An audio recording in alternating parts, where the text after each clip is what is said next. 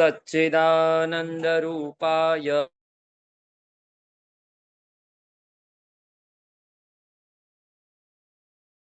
त्रय विनाशाय श्रीकृष्णाय वयं नुमः। नारायणं नमस्कृत्य नरं चैव नरोत्तमं देवीं सरस्वतीं व्यासं ततो जयमुदीरयेत्। नमोऽस्तु ते व्यासविशालबुद्धे फुल्लारविन्दायतपत्रनेत्र येन त्वया भारततैलपूर्णः प्रज्वालितो ज्ञानमयः प्रदीपः। गुरुर्ब्रह्मा गुरुर्विष्णुः गुरुर्देवो महेश्वरः गुरुः साक्षात् परब्रह्म तस्मै श्रीगुरवे नमः।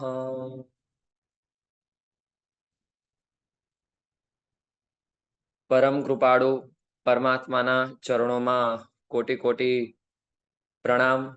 भगवान पुराण पुरुषोत्तमना चरणों कोटि कोटि प्रणाम। भागवतजीना चरणों कोटि कोटि प्रणाम तथा वेद व्यास नारायण भगवानना चरणों पण कोटि कोटि प्रणाम। पुराण प्रज्ञा प्रतिष्ठान तथा संस्कृत संस्कृति संस्थान द्वारा आयोजित श्रीमद् भागवत महापुराण शिबिर अंतर्गत प्रत्येक रविवारनो जे आ स्वाध्याय थाय छे ए स्वाध्याय अंतर्गत आजे उपस्थित अहींया तमाम गुरुजनोना चरणों पण कोटि कोटि प्रणाम। जेमना द्वारा आ यात्रानुं आपणने मार्गदर्शन प्राप्त थयुं छे एवा पूज्य नरेन्द्रभाई पंड्या गुरुजीना चरणों कोटि कोटि प्रणाम। आ परंपरा में ज्यांथी ज्ञाननी प्रवाहित आ गंगा वहे छे एवा पूज्य दादाजीना चरणों कोटि कोटि प्रणाम तथा जेमनी पासेथी आ ज्ञान प्राप्त थयुं छे एवा पूज्य पंकजभाई गुरुजी तथा हर वर्षे दाणु जवानुं थतुं होय छे एटले पूज्य राजेशभाई गुरुजीनुं पण ज्ञान प्राप्त थतुं होय छे एटले पूज्य राजेशभाई गुरुजीना चरणों पण कोटि कोटि प्रणाम तथा अहींया श्रवण करनारा तमाम भागवतजीना उपासकोना चरणों पण वंदन। आजे मने जे अहींया जे स्कंदमां यात्रा करवानी कहेली छे ए 9मा स्कंदना प्रथम अध्याय थी लईने 12मा अध्याय सुधीनी यात्रा आपणे करवानी छे। तो 9मो जे स्कंद छे ए भगवाननुं वाम स्तन कहेवामां आवे छे। आ 9मा स्कंदमां 24 अध्याय छे जेमां प्रथम 12 अध्यायमां सूर्यवंशना राजाओनुं वर्णन छे अने पछीना 12 अध्यायमां चंद्रवंशना राजाओनुं वर्णन छे। आ अध्यायमां आम कुल आ स्कंदमां कुल आवी रीते 24 अध्यायो छे जेमां भागवत टीकाकारो ए 24 अध्यायोनुं पण अहींया विवरण आपणने आ रीते आपे छे के 3 गुणो होय छे अने एना परस्पर मिश्रणथी कुल 9 बने छे। एटले आ जे 24 अध्याय छे एमांथी 9 अध्याय आ रीते छे। त्यारबाद ज्ञान द्वारा ज दुख दूर थतुं होय छे એટલા માટે એક અધ્યાય એનો ગણે છે એટલે 9 ને 1 10। ત્યારબાદ આપણી ઇન્દ્રિયો પણ 10 છે એટલા માટે 5 જ્ઞાનેન્દ્રિય અને 5 કર્મેન્દ્રિય એટલે એમ કરીને એના 10 અધ્યાય એટલે 9 ને 1 10 ને 10 20 અને ત્યારબાદ જ્ઞાન ભક્તિ અને કર્મ આ ત્રણેયનો એક એક અધ્યાય એટલે એમ કરીને 3 એટલે 23 અને ચોથા એટલે એ પ્રમાણે 23 અને 24 માં ભગવાન એટલે આમ કરીને આ 24 અધ્યાયોનું વર્ણન ભાગવતજીના ટીકાકારો દ્વારા થાય છે। 12 અધ્યાય છે અને 12 આદિત્ય પણ છે એટલા માટે અને આજે કુદરતી રીતે 12 તારીખ છે।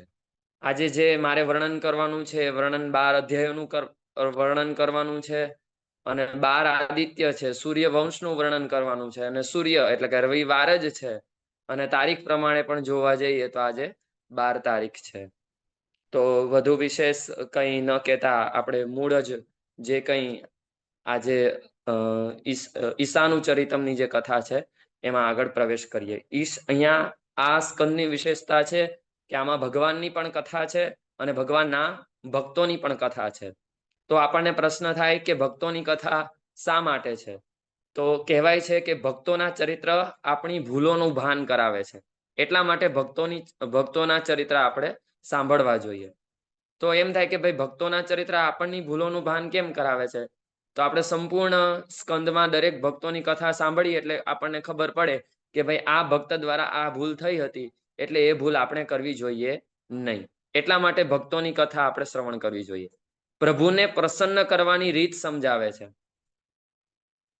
આ કથાઓ સાંભળવાનું ઉદ્દેશ્ય છે કે પ્રભુને પ્રસન્ન કરવા હોય તો કઈ રીતે કરવા? તો આપણે બધા ભક્તોની કથા સાંભળીશું એટલે આપણને ખ્યાલ આવશે કે ભાઈ અંબરીશ રાજાએ આ રીતે પ્રસન્ન કર્યા, અંશુમાન રાજાએ આ રીતે પ્રસન્ન કર્યા, સગર રાજાએ આ રીતે પ્રસન્ન કર્યા. તો એ પ્રમાણે એમણે ભગવાનને પ્રસન્ન કઈ રીતે કર્યા, એટલે આપણને ભગવાનને પ્રસન્ન કરવાનો એક માર્ગ પ્રાપ્ત થાય છે. ભગવાનમાં ભાવ વધે છે, એટલા માટે ભગવાનના ભક્તોની કથા સાંભળવી જોઈએ. ભગવાનમાં આપણને ભાવ છે ત્યારે જ આપણે આવી રીતે કથા શ્રવણને વગેરે કરીએ છીએ.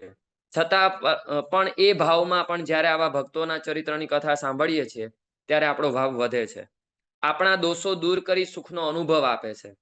પૃથ્વી પર આવનાર વ્યક્તિ કોઈ પૂર્ણ નથી હોતો, કોઈને કોઈ દોષ એનામાં રહેલા જ હોય છે. તો જ્યારે આવા ભક્તોની કથા એ સાંભળે છે ત્યારે એના અંદર રહેલા દોષો એને ખબર પડે છે અને દોષોને દૂર કરે છે અને સુખનો અનુભવ કરે છે. અને પ્રભુ પ્રત્યેનો સુદૃઢ આશ્રય થાય છે.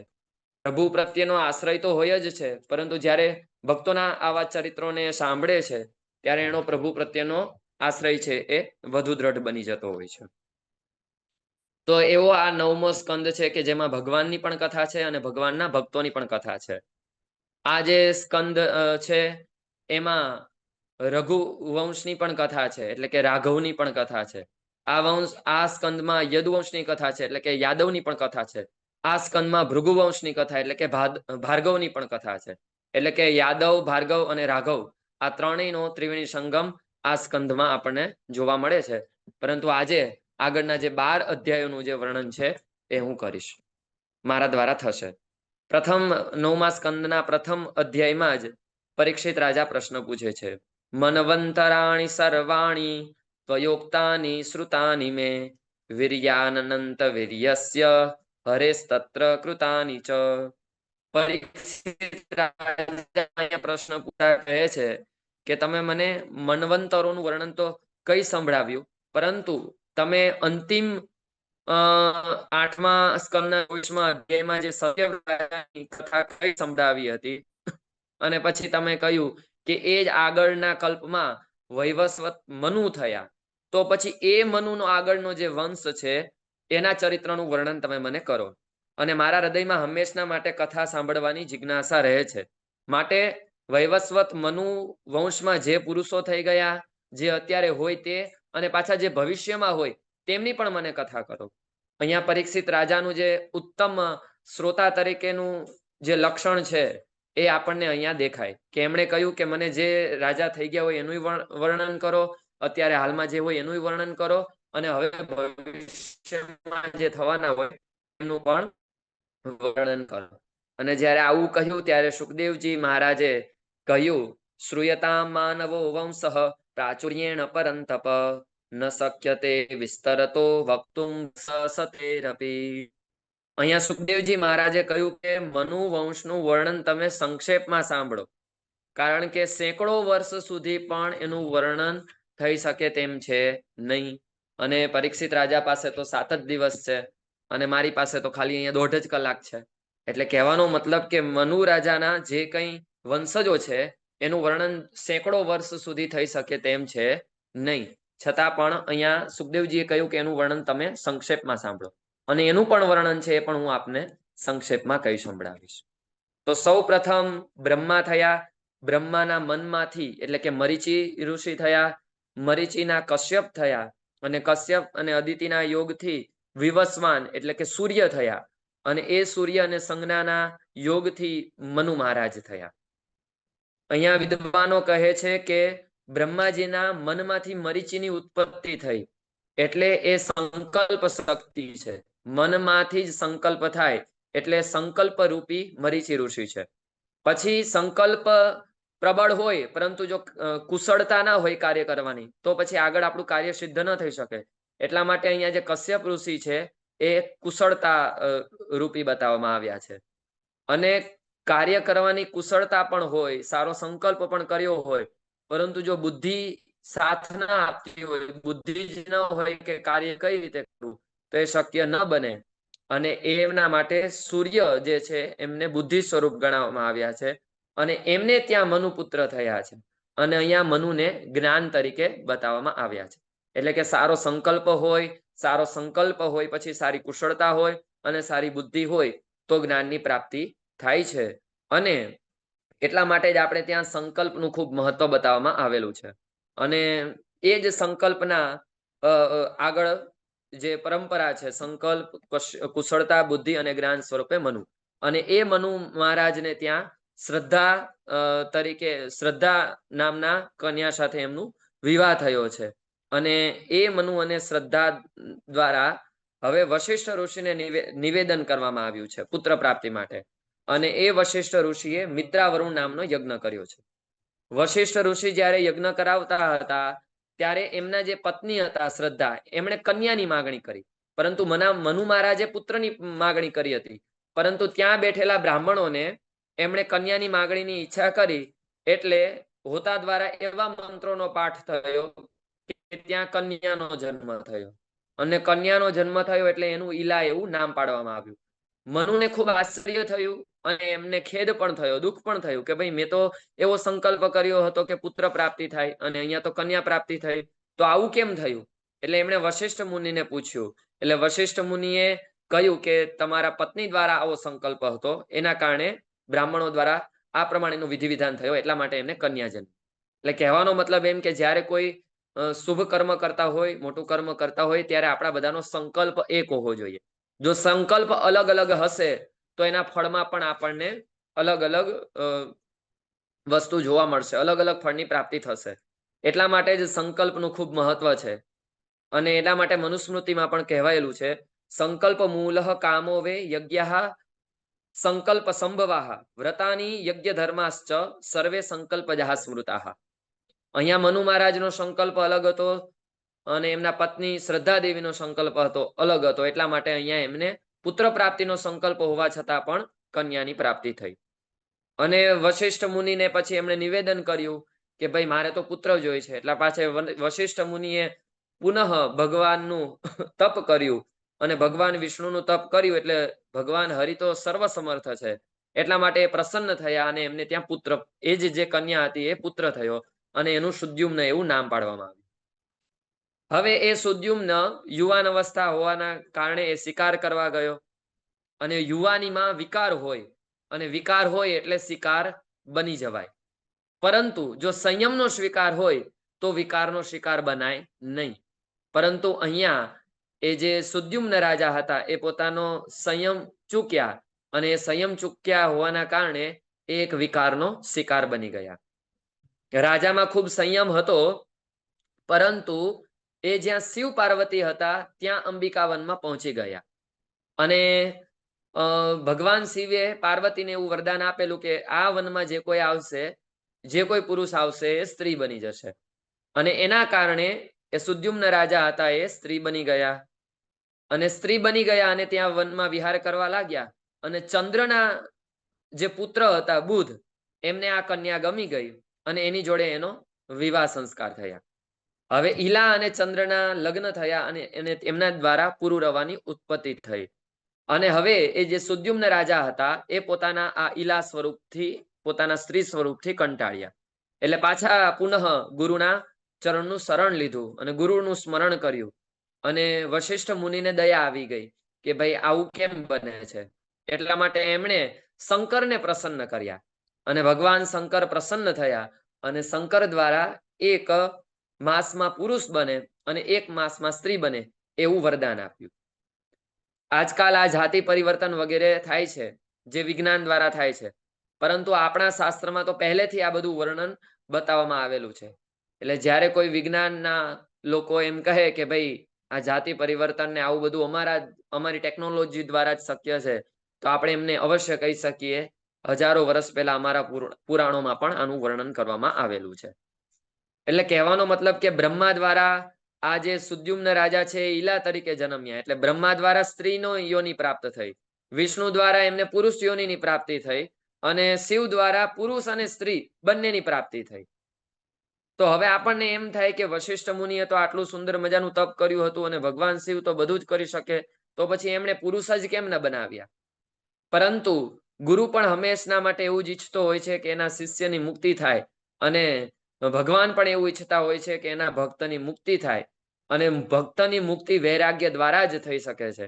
જો પાછા એમને રાજા બનાવત તો એમને વૈરાગ્ય જાગત નહીં, પરંતુ એમનામાં વૈરાગ્ય જાગે એના માટે ભગવાને એમને એક માસ પુરુષ અને એક માસ સ્ત્રી બનાવ્યા, અને જેના કારણે એમનામાં પુરુષ અને એક માસ સ્ત્રી બન્યા, જેના કારણે એ પોતે કંટાળી ગયા, અને પછી અંતે એમને વૈરાગ્ય ઉત્પન્ન થયો, અને એ વૈરાગ્યથી એમને મુક્તિ પ્રાપ્ત થઈ. અને હવે આજ જે સુદ્યુમ્ન રાજા હતા એ સુદ્યુમ્ન રાજાના આગળ વંશજોમાં કલ, ગય, ઉત્કલ અને પુરુરવા, જે આપણે એમની કથા સાંભળી, એવા એમના પુત્રોની ઉત્પત્તિ થઈ અને એ વંશ આગળ વધ્યો. હવે અહીંયા અધ્યાયમાં આગળના જે કઈ મનુ મહારાજના જે પુત્રો છે એનું વર્ણન બતાવવામાં આવેલું છે. સુદ્યુમ્ન જતા મનુ મહારાજે યમુના તીરે 100 વર્ષ સુધી તપ કર્યું, અને એ તપના પ્રભાવે એમને ત્યાં 10 પુત્રની ઉત્પત્તિ થઈ, જેમના નામ છે ઇક્ષ્વાકુ, ડ્રુગ, સર્યાતિ, દિષ્ટ, ધૃષ્ટ, કરુષ, નરિષ્યંત, પૃષદ્ર, નભગ અને કવિ. આ 10 એમના પુત્રો થયા, અને એમના જે 10 પુત્રો થયા એનું સંપૂર્ણ વિવરણ આ 24 અધ્યાયમાં કરવામાં આવેલું છે. તો એમાંથી જે પૃષદ્ર રાજા ઉત્પન્ન થયા એમની કથા અહીંયા બતાવવામાં આવેલી છે, કે પૃષદ્ર રાજા છે એ વનમાં ગયા. વશિષ્ઠ મુનિ દ્વારા એમને એવી સેવા આપવામાં આવેલી હતી કે ગાયની સેવા કરવી, ગાયોનું રક્ષણ કરવું, ગાયોનું સંરક્ષણ કરવું, અને ગુરુ આજ્ઞાથી એ પૃષદ્ર રાજા ગાયની ખૂબ સારી રીતે સેવા કરતા હતા. અને એ જ્યારે સેવા કરી રહ્યા હતા ત્યારે રાત્રિ કાળમાં વાઘ આવ્યો, અને વાઘ આવવાના કારણે ગાયો ભાંભરવા લાગી, ગાયો ડરી ગઈ. અંધારામાં પૃષદ્ર રાજાને દેખાયું નહીં, અને એમણે વાઘથી ગાયોને બચાવવા માટે વાઘ પર પ્રહાર કર્યો, પરંતુ અંધારામાં ન દેખાયું, અને ભૂલથી એમના દ્વારા કપિલા ગાયનો વધ થઈ ગયો, અને પેલો જે વાઘ હતો એનો કાન કપાઈ ગયો, અને વાઘનો કાન કપાઈ ગયો એટલે વાઘ તો ભાગી ગયો. રાત્રે કાળમાં કઈ ખબર ન પડી, પરંતુ જ્યારે પ્રાતઃ કાળ થયો ત્યારે ખબર પડી ગઈ કે ભૂલથી તો કપિલા ગાય, કે જે અત્યંત પ્રિય હતી એવી કામધેનુ ગાયનું અહીંયા મૃત્યુ થયું. અને ત્યારે તો પૃષદ્ર રાજાને પણ ખૂબ દુઃખ થયું, પરંતુ હવે એમનાથી અજાણતાથી ભૂલ થઈ ગઈ હતી. ગુરુએ શાપ આપ્યો. હવે ગયા હતા સેવા કરવા, પરંતુ એમને શાપ મળ્યો, અને પછી છતાં પણ પૃષદ્ર રાજાની વિનમ્રતા એ છે કે એમણે આ શાપને એકદમ શાંતિથી સ્વીકાર્યો. હવે એ પણ પોતે સમર્થ હતા, એ પણ પોતે ભગવદ ભક્ત હતા, તો એ પણ સામે એવો શાપ આપી શકતા હતા કે ભાઈ મારાથી તો આ અજાણતાથી ભૂલ થઈ છે, અને હું તો સેવા કરવા આવ્યો છું, તો એમાં મારાથી શું મોટો અપરાધ થઈ ગયો. પરંતુ છતાં પણ એમણે એમનો આ જે શાપ હતો એ શાપનો એકદમ શાંતિથી સ્વીકાર કર્યો. એટલે કહેવાનો મતલબ એમ કે આપણને આ પણ વસ્તુ આવા રાજાઓમાંથી શીખવા મળે છે કે ગુરુ દ્વારા આપેલું શાપ છે છતાં પણ એ શાંતિથી સ્વીકાર કરી લે છે, અને ગુરુ દ્વારા આપેલો શાપ હંમેશના માટે આગળ જતા વરદાન રૂપ જ સાબિત થતો હોય છે. ગૌ સેવાથી સંયમ આવે છે, અને એમનામાં એ સંયમ હતો, અને એ સંયમના કારણે એમનામાં જ્ઞાન હતું અને ભગવદ ભાવ હતો. અને આપણું શાસ્ત્ર એવું કહે છે કે જો સંયમ હોય તો જ જ્ઞાન અને ભગવદ ભાવ ટકી રહે છે, પરંતુ સંયમ ન હોય તો જ્ઞાન અને ભગવદ ભાવ ટકી રહેતો નથી. અને એ સંયમની પ્રાપ્તિ ગાયોની સેવાથી જ પ્રાપ્ત થાય છે, અને એમણે ખૂબ જ ગાયોની સેવા કરેલી હતી, અને એના માટે જ એમનામાં આ સંયમ આવેલો હતો. અને પછી એ પોતે વનમાં ગયા, અને વનમાં દાવાનળ પ્રગટ્યો, અને દાવાનળમાં એમણે એમનો દેહ વિલીન કર્યો. ગુરુનો શાપ મળ્યો હતો, પરંતુ પોતાનું જ્ઞાન હોવાના કારણે એ પોતે મુક્ત થયા. પછી હવે જે બીજા રાજા છે એ કવિ છે. એ કવિ પણ રાજ્યનો ત્યાગ કરે છે અને કિશોરાવસ્થામાં જ પરમપદને પ્રાપ્ત કરી લે છે. પછી ત્રીજા રાજા છે કરુષ, કે જેઓમાંથી કારુષ નામના ક્ષત્રિયો ઉત્પન્ન થાય છે, પરંતુ એ પોતે જ એટલા બધા ધર્મપ્રેમી હતા, એટલા બધા બ્રાહ્મણ ભક્ત હતા કે એ પણ બ્રાહ્મણોની સેવા કરીને ઉત્તર દેશનું પાલન કરીને એ પણ પરમ પદને પ્રાપ્તિ કરે છે. પછી ધૃષ્ટ થયા, જે ચોથા પુત્ર છે, જેમાંથી ધાષ્ટ નામના ક્ષત્રિયો ઉત્પન્ન થયા, અને એ ધાષ્ટ નામના ક્ષત્રિયો પણ આગળ જતા પોતાના કર્મથી જ પોતે બ્રાહ્મણ બન્યા અને એ પણ બધા પરમપદને પ્રાપ્ત થયા. પછી આગળ નૃગ નામના રાજા થયા, અને એ નૃગ નામના રાજાને સુમતિ, એમને ત્યાં ભૂત જ્યોતિ, એમને ત્યાં વસુ, એમને ત્યાં પ્રતીક, એમને ત્યાં ઓઘવાન, એમના પણ પુત્રનું નામ ઓઘવાન, એમને ત્યાં ઓઘવતી, અને ઓઘવતી નું લગ્ન સુદર્શન જોડે થયું. અને એ પણ આખો આજે નૃગ રાજાનો વંશ છે એ પણ ભગવાનના પરમપદને પ્રાપ્ત થયો. પછી થયા નરિષ્યંત, અને એમને ત્યાં થયા ચિત્રસેન, એમને ત્યાં થયા વૃક્ષ, એમને ત્યાં મીઢવાન, એમને ત્યાં કુર્શ, એમને ત્યાં ઇન્દ્રસેન, એમને ત્યાં વિતિહોત્ર, એમને ત્યાં સત્યશ્રવા, અને એમને ત્યાં ઉરુશ્રવા, અને એમને ત્યાં દેવદત્ત, અને એમને ત્યાં અગ્નિવૈશ્ય નામના પુત્રનો આ પ્રમાણે વંશ આગળ વધ્યો. અને ત્યાંથી જ અગ્નિ વૈશ્વાયન નામના ગોત્રની આગળ એ ગોત્ર પછી વધ્યું. તો આ જે મનુ રાજાના જે 6 પુત્ર છે એને વિદ્વાનો ભગવાનના જે 6 ઐશ્વર્ય છે એની સાથે સરખાવે છે.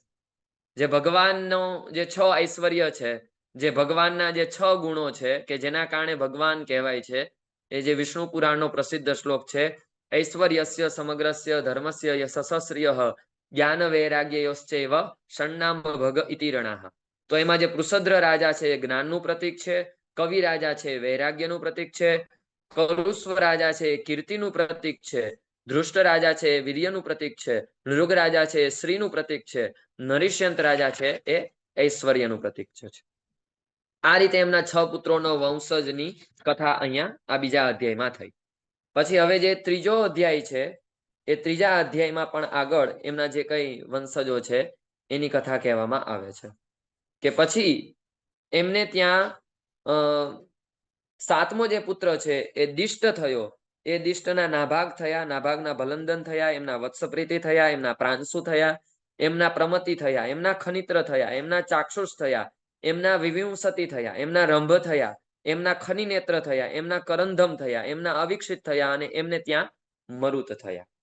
અને હવે એ જે મરુત છે એ મરુત માટે એવું કહેવામાં આવે છે, ભાગવતજીનો બીજા અધ્યાયનો 27મો શ્લોક, મરુતસ્ય યથા યજ્ઞો ન તથાન્યસ્ય કશ્ચન, કે મરુત રાજાએ જેવો યજ્ઞ કર્યો છે એવો યજ્ઞ આજ સુધી કોઈએ કર્યો છે નહીં. અને આપણને પ્રશ્ન થાય કે ભાઈ મરુત રાજાએ એવો તે કેવો યજ્ઞ કર્યો કે એનું આટલું બધું વર્ણન કરવામાં આવ્યું છે? તો કે મરુત રાજાએ આ યજ્ઞ અંગિરા ઋષિના પુત્ર સંવર્ત ઋષિ પાસે કરાવેલો, અને મોટી દક્ષિણા આપીને આ યજ્ઞ કરાવેલો. અને આ યજ્ઞની વિશેષતા એ હતી કે એમાં તમામ પાત્ર સોનાના હતા. દક્ષિણા પણ એમણે બ્રાહ્મણોને ખૂબ આપી. એવું કહેવામાં આવે છે કે બ્રાહ્મણો પોતે દક્ષિણાને ઉપાડી ન શક્યા એટલી બધી દક્ષિણા આપી. છતાં પણ એ દક્ષિણા લઈને જ્યારે પોતાના ઘર તરફ પ્રયાણ કરી રહ્યા હતા ત્યારે એ પોતાની દક્ષિણા ઉપાડી ન શક્યા, અને એ દક્ષિણા એમણે રસ્તામાં જ મૂકી દીધી. અને એ જે રસ્તામાં દક્ષિણા પડી રહી હતી એ દક્ષિણા દ્વારા જ આગળ જતા ભગવાન શ્રી કૃષ્ણએ યુધિષ્ઠિર પાસે 3 અશ્વમેધ યજ્ઞો કરાવ્યા. હવે આપણે વિચારી શકીએ તો એમણે કેટલી બધી બ્રાહ્મણોને દક્ષિણા આપેલી હશે. અને પછી આ જે યજ્ઞ હતો એમાં તમામ પાત્ર સોનાના હતા. અને વિશેષતા આ યજ્ઞમાં એ હતી કે મરુદ ગણો તો પોતે પરિવેષ્ટા રહ આસન, મરુદ ગણો તો પોતે પીરસવામાં હતા, અને વિશ્વદેવ એના સભાસદ હતા, અને ઇન્દ્રએ આ યજ્ઞમાં આવીને સોમપાન કર્યું હતું. એટલે કહેવાનો મતલબ એમ કે જુઓ, અહીંયા દિષ્ટના તમામ રાજાઓનું વર્ણન કર્યું, પરંતુ જ્યારે મરુતનું વર્ણન આવ્યું ત્યારે વેદ વ્યાસજીની કલમ પણ અટકી ગઈ. એટલે કહેવાનો મતલબ કે અહીંયા મુખ્ય યજ્ઞ કરનાર યજમાનનું પણ નામ આપવામાં આવ્યું, અને સાથે સાથે એવું પણ કહેવામાં આવ્યું કે આ યજ્ઞના આચાર્ય અંગિરા ઋષિના પુત્ર સંવર્ત ઋષિ હતા. એટલે આજકાલ જ્યારે મોટા મોટા યજ્ઞો થતા હોય ત્યારે એ યજ્ઞોની પત્રિકા આવે તો તો એ પત્રિકામાં લખેલું હોય કે મુખ્ય યજમાન શ્રી અને મુખ્ય યજ્ઞના આચાર્ય શ્રી. તો આપણે એવું અવશ્ય કહી શકીએ કે આ પરંપરા પણ પુરાણના માધ્યમથી જ આવેલી છે, કારણ કે અહીંયા મુખ્ય યજમાન મરુતનું પણ નામ આપવામાં આવેલું છે અને મુખ્ય યજ્ઞના આચાર્ય અંગિરા ઋષિના પુત્ર સંવર્ત ઋષિનું પણ નામ આપવામાં આવેલું છે. પછી એ મરુતના આગળ દમ થયા, એ દમના રાજ્યવર્ધન, એમના સુધૃતિ, એમના નર, એમના કેવલ, એમના બંધુમાન, એમના વેગવાન, એમના બંધુ અને એમના તૃણબિંદુ અને એમના અલંબુસા નામની કન્યા જોડે લગ્ન થયા અને એમાંથી ઈડવીડા અને એમના વિશ્રવા પુલસ્ત્યના પુત્ર જોડે લગ્ન થયા અને એમાંથી કુબેરની ઉત્પત્તિ થઈ. અને તૃણબિંદુ અને અલંબુસા વિશાલ નામના રાજા, શૂન્યબંધુ નામના રાજા અને ધૂમ્રકેતુ નામના રાજા થયા. અને આ બધા રાજાઓ દ્વારા વૈશાલી નગરીની સ્થાપના કરવામાં આવી. અને એ વિશાલ રાજાના હેમચંદ્ર, એમના ધૂમ્રાક્ષ, એમના સંયમ અને એ સંયમના કુશાસ્વ અને દેવજ અને સોમદત્ત, એ સોમદત્તના સુમતિ અને એ સુમતિના જન્મેદય છે. આ રીતે બીજો અધ્યાય અહીંયા પરિપૂર્ણ થાય છે. અને હવે ત્રીજા અધ્યાયમાં આગળના રાજાઓનું સરિયાતીનું વર્ણન બતાવવામાં આવે છે. જે મનુના જે 10 પુત્રો છે એમાંથી આપણે 7 પુત્રોનું શ્રવણ, વંશજોનું શ્રવણ કર્યું. હવે જે 8મા જે પુત્ર છે એ સરિયાતી નામના પુત્ર છે અને એ વેદોના નિષ્ઠાવાન હતા અને પોતે વિદ્વાન હતા. અને અંગિરા ગોત્રના જે ઋષિઓ હતા એમના યજ્ઞમાં બીજા દિવસનું કર્મ જે કંઈ હતું એ બધું જ કર્મ આ સરિયાતી નામના રાજાએ બતાવ્યું હતું. અને એમની સુકન્યા નામની એક સુંદર મજાની કન્યા હતી અને એ સુકન્યા નામની કન્યાને લઈને સરિયાતી નામના રાજા વનમાં જાય છે. અને વનમાં જ્યારે પરિભ્રમણ કરતા હોય છે ત્યારે એ પોતે ચ્યવન મુનિના આશ્રમમાં આવી જાય છે. સંપૂર્ણ આશ્રમને બધા સારી રીતે જુએ છે. એમાં એ કન્યા પણ બધી જગ્યાએ એ જે એનું એકદમ સુંદર મજાનું વાતાવરણ છે એ દરેક જગ્યાને ખૂબ સારી રીતે માણે છે. અને એની સુંદરતા નિહાળતા નિહાળતા એક રાફડા પાસે આવી જાય છે. અને એ રાફડા પાસે આવીને જુએ છે તો ત્યાં 2 જ્યોત ચમકી રહેલી છે. કન્યાનો એમ થાય છે કે આ શું હશે, એટલે કાંટો લે છે અને કાંટો લઈને એમાં પ્રહાર કરે છે. અને પ્રહાર કરીને જુએ છે તો એમાં તો લોહી નીકળવા લાગે છે. પોતે ડરી જાય છે અને આ બાજુ જુએ છે તો બધાના મળમૂત્ર પણ બંધ થઈ જાય છે. સરિયાતી રાજાને આશ્ચર્ય થાય છે. સરિયાતી રાજાને આશ્ચર્ય થાય છે કે આ વસ્તુ કઈ રીતે શક્ય બની, આવું તે કેમ થયું. એમને દુઃખ થયું અને બધાને પૂછવા લાગ્યા કે ભાઈ આપણે આ મુનિના આશ્રમમાં આવ્યા અને આપણા દ્વારા કઈ ભૂલ તો નથી થઈ, આપણા દ્વારા કઈ એવું અયોગ્ય પગલું તો નથી બન્યું કે જેના કારણે આવી ઘટના બની. અને ત્યારે પોતે કન્યા એ પોતાની ભૂલ સ્વીકારી લે છે અને કહે છે કે મારાથી ભૂલ આવી થઈ છે. અને બધા પાછા એ ચ્યવન મુનિના જે રાફડો છે કે જ્યાંથી આ ભૂલ થઈ હતી એ જગ્યા પર જાય છે, પ્રાર્થના કરે છે. ચ્યવન મુનિ આવે છે અને કહે છે કે આ ભૂલ થઈ અને પોતે એ જે કન્યા છે એની જ માગણી કરે છે. અને સરિયાતી રાજા પોતાની કન્યા એ રાજા ઋષિને અર્પણ કરી દે છે. આપણે અહીંયા એ રાજાનું પણ સમર્પણ જોઈ શકીએ છીએ કે પોતાની કન્યા દ્વારા ભૂલ થઈ અને ઋષિએ કહ્યું કે એમને હવે આશ્રમમાં સેવા માટે રાખો. તો જરા પણ કોઈ પણ પ્રકારનો વિવાદ ન કર્યો અને એમણે એ ચ્યવન મુનિને એ કન્યા અર્પણ કરી દીધી. અને સામે એ કન્યાનું પણ કેટલું બધું તેનું સમર્પણ કે એમણે પણ પિતાની આજ્ઞાનું પાલન કર્યું અને એમને પણ કોઈ પણ પ્રકારનો સામે વિવાદ ન કર્યો અને એ પોતે આશ્રમમાં રોકાઈ ગયા. અને પછી એ પોતાના જે પતિ સ્વરૂપે એમને જે ચ્યવન મુનિ પ્રાપ્ત થયા હતા એમની ખૂબ સારી રીતે સેવા કરવા લાગ્યા અને એ પતિને પ્રસન્ન કરવા લાગ્યા. યોગાનુયોગ એ જે એમનો આશ્રમ હતો એ આશ્રમમાં અશ્વિની કુમારો આવ્યા. અને જ્યારે અશ્વિની કુમારો આવ્યા ત્યારે ચ્યવન મુનિએ એમને કહ્યું કે તમે મને યુવાવસ્થા પ્રદાન કરો અને એના બદલામાં હું તમને સોમરસના અધિકારી બનાવીશ. અશ્વિની કુમારો એટલે ડોક્ટરોના પણ ક્ષમ્યતામ દેવતાઓના પણ ડોક્ટર, દેવતાઓના પણ વૈદ્ય, પરંતુ એમને સોમરસનો અધિકાર હતો નહીં. પરંતુ ચ્યવન મુનિએ કહ્યું કે હું મારા તપ દ્વારા આપને અધિકારી બનાવીશ, પરંતુ તમે મને યુવાવસ્થા અર્પણ કરો. એટલા માટે બધા જ જે અશ્વિની કુમારો હતા એ અશ્વિની કુમારોએ એક કુંડનું નિર્માણ કર્યું અને એમાં ચ્યવન મુનિને પ્રવેશ કરવાનું કહ્યું. ચ્યવન મુનિ એ કુંડમાં પ્રવેશ કર્યો અને જ્યારે કુંડમાંથી બહાર આવ્યા ત્યારે દિવ્ય 3 પુરુષો ત્યાંથી ઉત્પન્ન થયા. અને ત્યારે એ સુકન્યા એમને ઓળખી શક્યા નહીં. એટલા માટે અશ્વિની કુમારોના શરણમાં ગયા અને એમને કહેવા લાગ્યા કે તમે મને બતાવો કે આમાંથી મારા પતિદેવ કોણ છે. અને આ પ્રમાણેનું પતિ પ્રત્યેનું સમર્પણ જોઈને અશ્વિની કુમારો પણ ખૂબ પ્રસન્ન થયા, એમના પતિવ્રત ધર્મથી પ્રસન્ન થયા અને એમણે કઈ બતાવ્યું કે આજ તમારા પતિદેવ છે.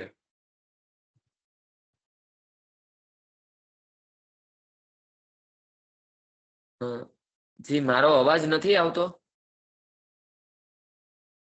હરિઓમ.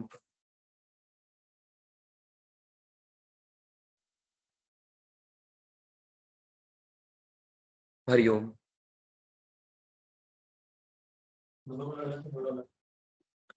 તો આ પ્રમાણે અશ્વિની કુમારો એમને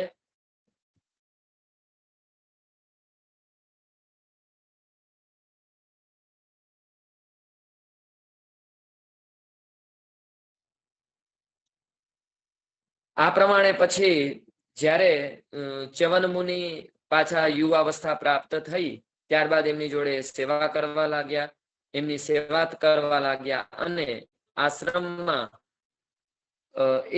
આશ્રમમાં પાછા સર્યાતી મુનિ પ્રાપ્ત થયા.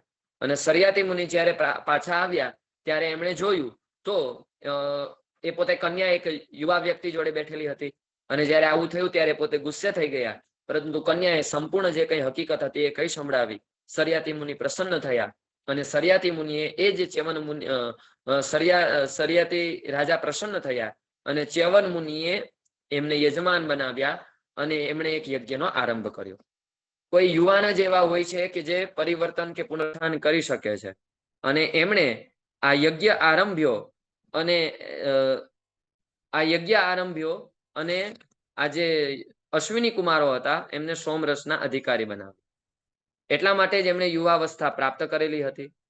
અને હવે બન્યું એવું કે જ્યારે ચ્યવન મુનિએ આ યજ્ઞનો આરંભ કર્યો ત્યારે ઇન્દ્રને તે ન ગમ્યું અને ઇન્દ્ર ત્યાં આવી ગયો અને ઇન્દ્રએ આવીને અટકાવ્યા, પરંતુ ચ્યવન મુનિના તપના કારણે એ કંઈ કરી શક્યા નહીં. અને પછી એમણે ઇન્દ્રની સમસ્યાનું પણ સમાધાન કર્યું અને ચ્યવન મુનિના આવા યુવાન દ્વારા એક નવી પરંપરા પ્રાપ્ત થઈ કે એ અશ્વિની કુમારો સોમરસના અધિકારી બન્યા. અને પછી સામે અશ્વિની કુમારો ત્યાંથી પ્રસ્થાન કર્યા. પછી એ સર્યાતીના આગળના વંશમાં ઉત્તાનબરહી, આનર્થ અને ભૂરિવેષણ નામના રાજા થયા. એ આનર્થના રેવત નામના રાજા થયા અને એ રેવત નામના રાજાએ કુશસ્થલીની સ્થાપના કરી અને એ રેવત ના 100 પુત્ર થયા અને એમાંથી સૌથી મોટા જે થયા એ કકુદમી નામના થયા અને એમની પુત્રી રેવતી થઈ અને એ રેવતીનો વિવાહ આગળ જતા બલરામજી સાથે થશે. તો એવો આ ત્રીજો અધ્યાય છે કે જેમાં જે મનુના જે 8મા પુત્ર જે સર્યાતી છે એનું વર્ણન કરવામાં આવેલું છે. પછી આગળનો જે ચોથો અધ્યાય છે એમાં હવે એમના જે 9મા પુત્ર છે એ 9મા પુત્ર નું વર્ણન કરવામાં આવેલું છે. નભગ અને એ નભગના પુત્ર નાભાગ થાય છે. અને એ નાભાગના જે પુત્ર છે નભગના પુત્ર નાભાગ થાય છે. લાંબા સમય બ્રહ્મચર્યનું પાલન કરીને વનમાં જ રહે છે અને એ જ્યારે પાછા આવે છે ત્યારે ભાઈઓ એ બધો જ જે કઈ ભાગ છે એને વેચી લીધો હોય છે અને પિતાજીનું એવું કહેવું છે કે ભાઈ તું ચિંતા કરીશ નહીં, તને તારો ભાગ મળી જશે.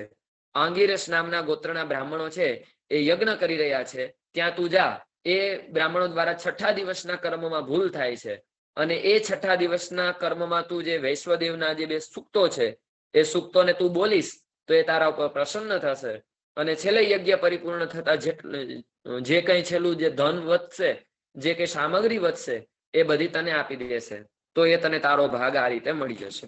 અને આવું કહ્યું એટલે એ નાભાગ ત્યાં ગયો અને ત્યાં જઈને એને 6ઠા દિવસનું કર્મ બતાવ્યું અને વૈશ્વદેવના સૂક્તોનો પાઠ કર્યો. યજ્ઞ પરિપૂર્ણ થતા છેલ્લું જે વધેલું અન્ન હતું, વધેલું જે ધન હતું એ સ્વીકારવા ગયો. ત્યાં જે એક કાળા રંગનો પુરુષ આવ્યો અને એને કહ્યું કે આ ધન તો મારું છે. અને પછી એને કહ્યું ત્યારે પેલા એ કહ્યું કે ભાઈ મારા પિતાજીએ તો આ પ્રમાણે મને આદેશ કર્યો હતો એટલા માટે હું આ લઉં છું. તો પછી એ કાળા પુરુષે કહ્યું કે તું તારા પિતાજીને જ આ બાબતે પૂછજો. પાછો એ પિતાજીના શરણમાં ગયો. પિતાજીએ કહ્યું કે હા, એ વાત તો ખરી, આપણા શાસ્ત્રોનો એક એવો સિદ્ધાંત છે કે વધેલા જે કઈ ધન છે, વધેલું જે કઈ અન્ન છે, એના અધિકારી તો રુદ્રગણો છે, રુદ્ર પુરુષ છે. એટલા માટે આપણે આ બધું ધન એને અર્પણ કરી દેવું જોઈએ. એટલા માટે પાછા નાભાગ આવ્યા અને નાભાગે રુદ્ર પુરુષને કહ્યું કે હા, આ બધા ધનના અધિકારી તમે છો. એટલે એમણે બધું જ જે કઈ ધન હતું એમણે અર્પણ કરી દીધું. અહીંયા આપણને નાભાગનો આ ગુણ છે એ સ્પર્શી જાય. નાભાગ એ સમયે પોતાના પિતા નભગ જોડે વિવાદ કરી શકતા હતા અને એમને કહી શકતા હતા કે તમે તો એવું કહ્યું હતું કે ભાઈ અહીંયાથી તમને ભાગ મળશે.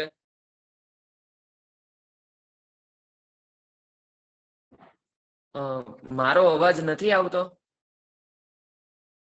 તો આ રીતે અહીંયા સરિયાતી રાજાના જે કઈ વંશજો હતા એનું વર્ણન આપણે સાંભળ્યું. પછી આગળના અધ્યાયમાં નાભાગની કથા છે. નભગના પુત્ર નાભાગ થયા અને એ નાભાગ જ્યારે પાછા આવ્યા ત્યારે એમના જે કઈ સંપત્તિ હતી એનો બધા એમના ભાઈઓ દ્વારા ભાગ થઈ ગયેલો હતો અને એમને કહ્યું કે તમારો કોઈ ભાગ છે નહીં.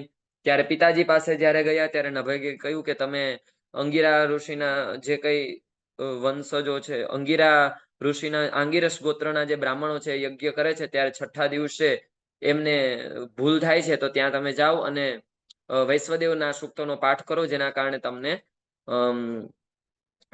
પ્રસન્ન થશે અને વધેલું જે કંઈ યજ્ઞનું ધન છે પ્રાપ્ત થઈ જશે. નાભાગે એમ કર્યું. ત્યાં ગયા. છઠ્ઠા દિવસે એમણે વૈશ્વદેવ સૂક્તનો પાઠ કર્યો. છેલ્લે દિવસે વધેલું અન્ન ધન લેવા ગયા. ત્યાં જે કાળો પુરુષ આવી ગયો, એને કહ્યું કે આ ધનનો અધિકારી હું છું. એટલે નાભાગ પુનઃ નભગ રાજા પાસે ગયા. એમણે કહ્યું કે હા બેટા, આ વાત સાચી, એનો અધિકારી તો રુદ્ર પુરુષ છે. તો પાછા એ રુદ્ર પુરુષ પાસે આવ્યા અને રુદ્ર પુરુષને કહ્યું કે આ બધી વસ્તુ તમારી જ છે. અહીંયા નાભાગ પાસે સન્મતિ પણ છે અને સંતતિ પણ છે. સન્મતિ એટલે એમને સારી મતિ હતી, એટલે એમણે કહ્યું કે ભાઈ આના અધિકારી આપણે નથી. અને સંતતિ એટલે કે સારું એમનું સંતાન છે કે એમણે કહેલી વાત માની ગયા. અને આવી સંતતિ અને સન્મતિથી રુદ્ર પુરુષ પ્રસન્ન થયા અને જે કઈ વધેલું કઈ જે કઈ ધન હતું એ બધું જ ધન એમને પાછું આપી દીધું. અને પછી એ નાભાગના જ આગળના વંશમાં પરમ ભાગવત અંબરીશ થયા. અને એ અંબરીશ રાજાનું ચરિત્ર ખૂબ પ્રસિદ્ધ છે. આપણે ત્યાં જે પરમ ભાગવતો કહેવામાં આવ્યા છે એમાં પણ અંબરીશ રાજાને ગણ્યા છે. પ્રહલાદ, નારદ, પરાશર, પુંડરીક, વ્યાસાંબરીશ, સુક, સૌનક, ભીષ્મ, દાલભ્યાન, રૂકમાંગ, દાર્જુન, વશિષ્ઠ, વિભીષણ આદિન પુણ્યાન ઇમાન પરમ ભાગવતાન સ્મરામી. તો એમાં પણ એવા આ અંબરીશ રાજાની વાત આવે છે. હવે અહીંયા કહેવામાં આવ્યું કે અંબરીશ રાજા એવા છે કે જેમને બ્રાહ્મણો દ્વારા આપેલા શાપમાંથી પણ મુક્તિ મળી, કે જે બ્રાહ્મણો દ્વારા આપેલા શાપને ક્યારેય રોકી શકાતો નથી. ભગવાન સ્વયં શ્રી દ્વારિકાધીશના વંશજોને પણ એ શાપ મળ્યો, તો એમને પણ એ શાપ ભોગવવો પડ્યો હતો. તો આપણે સમજી શકીએ કે બ્રાહ્મણોના શાપનું કેટલું મહત્વ છે. તો પરીક્ષિત રાજાએ કહ્યું કે ભાઈ બ્રાહ્મણોના શાપથી તો કોઈ મુક્ત નથી થઈ શકતું. તો અંબરીશનું તો એવું તો કેવું ચરિત્ર હતું કે એમને બ્રાહ્મણોનો શાપ પણ અસર ન કરી શક્યો. અને જ્યારે એવું કહ્યું ત્યારે સુખદેવજી મુનિએ કથાનો આરંભ કર્યો અને કહ્યું, અંબરીશો મહાભાગઃ સપ્તદ્વીપવતીમ મહિમ અવ્યયામ ચ શ્રિયમ લબ્ધ્વા વિભવમ ચાતુલમ ભુવિ.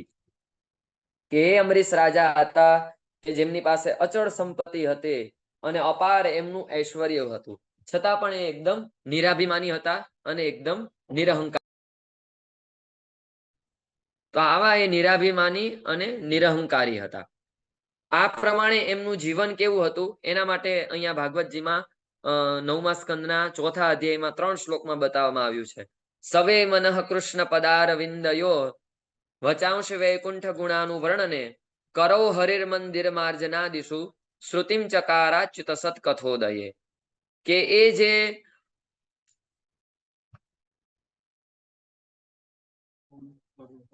તો એના અંદર જ નીકળ્યો, જે ભગવાન ના જે પરમ ભક્ત હતા અંબરીશ, એમનું જે મન છે એ હંમેશના માટે ભગવાનના ચરણારવિંદમાં જ રહેતું હતું.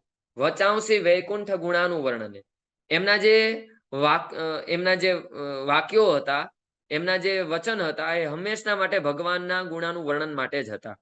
કરો હરિર મંદિર માર્જનાદિષુ, એમના જે હાથ છે એ હંમેશના માટે ભગવાનના મંદિરની સેવા કરવા માટે જ હતા. હંમેશના માટે એ જેને આપણે બુહારીની સેવા કહીએ છીએ એ સેવા કરવામાં જ રહેતા હતા. અને શ્રુતિમ ચકારા ચ્યુત સત્કથોદય, અને એમના કાન છે એ હંમેશના માટે ભગવાનની કથા શ્રવણ કરવા માટે જ હતા. આવું એમનું અમરીશ રાજાનું જીવન હતું. જ્યારે આપણે અહીંયા એ પ્રમાણેની વાત કરવામાં આવે છે ત્યારે ભાગવતજીમાં આવા શ્લોકો બહુ બધી જગ્યાએ જોવા મળે છે. આપણને દ્વિતીય સ્કંદના ત્રીજા અધ્યાયના 20મો શ્લોક આપણને આવો જોવા મળે છે કે બિલે બતો રુક્રમ વિક્રમાન યે નસૃણવતઃ કર્ણપુટે નરસ્ય જીવા સતી દાદુરિકે વસૂત નચોપગાયત સુરગાય ગાથાહા. ત્યાં પણ આપણને આવો જ એક શ્લોક જોવા મળે છે. આ સિવાય આપણને ત્રીજા સ્કંદના 15મા અધ્યાયનો 49મો શ્લોક પણ એવો જ જોવા મળે છે. કામમ ભવ સ્વવૃજિનેર નિરયેસુ નસ્તા ચેતોલી વદ્યતિ નુતે પદયો રમેત વાચશ્ચ નસ્તુલસી વદ્યતિ તેંગ્રી શોભા પૂર્યેત તે ગુણગણેર યદિ કર્ણરંધ્રઃ. આવો શ્લોક આપણને ચોથા સ્કંદના 20મા અધ્યાયનો 24મો શ્લોક પણ જોવા મળે છે કે ન કામયેનાથ દાદપ્યઃ ક્વચિન ન યત્ર યુષ્મત ચરણાંબુજાસવ મહત્તમાંતર હૃદયાન મુખચ્યુતો વિધસ્વ કર્ણાયુત મેસ મે વરહ. આપણને આવો જ શ્લોક છઠ્ઠા સ્કંદમાં પણ વૃત્રાસુરની જે ચતુશ્લોકી છે એમાં જોવા મળે છે. અહમ હરે તવ પાદેક મૂલ દાસાનુદાસો ભવિતાસ્મિ ભૂયઃ મનસ્મરેતા સુપતેર ગુણાંસ્તે ગૃણીત વાક્કર્મ કરોતુ કાયઃ. આપણને આવો જ શ્લોક 10મા સ્કંદના 10મા અધ્યાયનો 37મો શ્લોક જોવા મળે છે. વાણી ગુણાનું કથને શ્રવણૌ કથાયામ હસ્તૌ ચ કર્મસુ મનસ્તવ પાદયોર્ન સ્મૃત્યામ શિરસ્તવ નિવાસ જગત પ્રણામે દૃષ્ટિ સતામ દર્શનેસ્તુ ભવત તનૂનામ. આવો જ આપણને શ્લોક 10મા સ્કંદના 80મા અધ્યાયમાં 3જો શ્લોક જોવા મળે છે સુદામા ચરિત્રના પ્રારંભમાં. સવાગ્યયા તસ્ય ગુણાન ગુણીતે કરૌ ચ તત્કર્મ કરૌ મનશ્ચ સ્મરેદ વસંતમ સ્થિરજંગમેષુ શૃણોતિ તત્પુણ્ય કથા સ કર્ણઃ. એટલે કહેવાનો મતલબ કે આવા શ્લોકો આપણને ભાગવતજીમાં અનેક જગ્યાએ જોવા મળે છે. તો કહેવાનો મતલબ અહીંયા એવો થાય છે કે આ બધી જગ્યાએ આવા બધા શ્લોકો આપણને જોવા મળે છે. એટલે એનો કહેવાનો મતલબ એમ કે આ બધા શ્લોકોનો ભાવ છે આપણા માટે ખૂબ વધારે મહત્વનો છે, અગત્યનો છે. તો એવું અહીંયા એ અમરીશ રાજાનું જીવન હતું કે એમની જે મન છે હંમેશના માટે ભગવાનના ચરણોમાં રહેતું હતું. એમની વાણી છે હંમેશના માટે ભગવાનના ગુણાનુવાદમાં રહેતી હતી. એમના હાથ છે હંમેશના માટે બુહારીની સેવામાં રહેતી હતી. અને એના માટે આપણે શ્રી સોલા ભાગવત વિદ્યાપીઠમાં પણ શ્લોક લખેલો છે.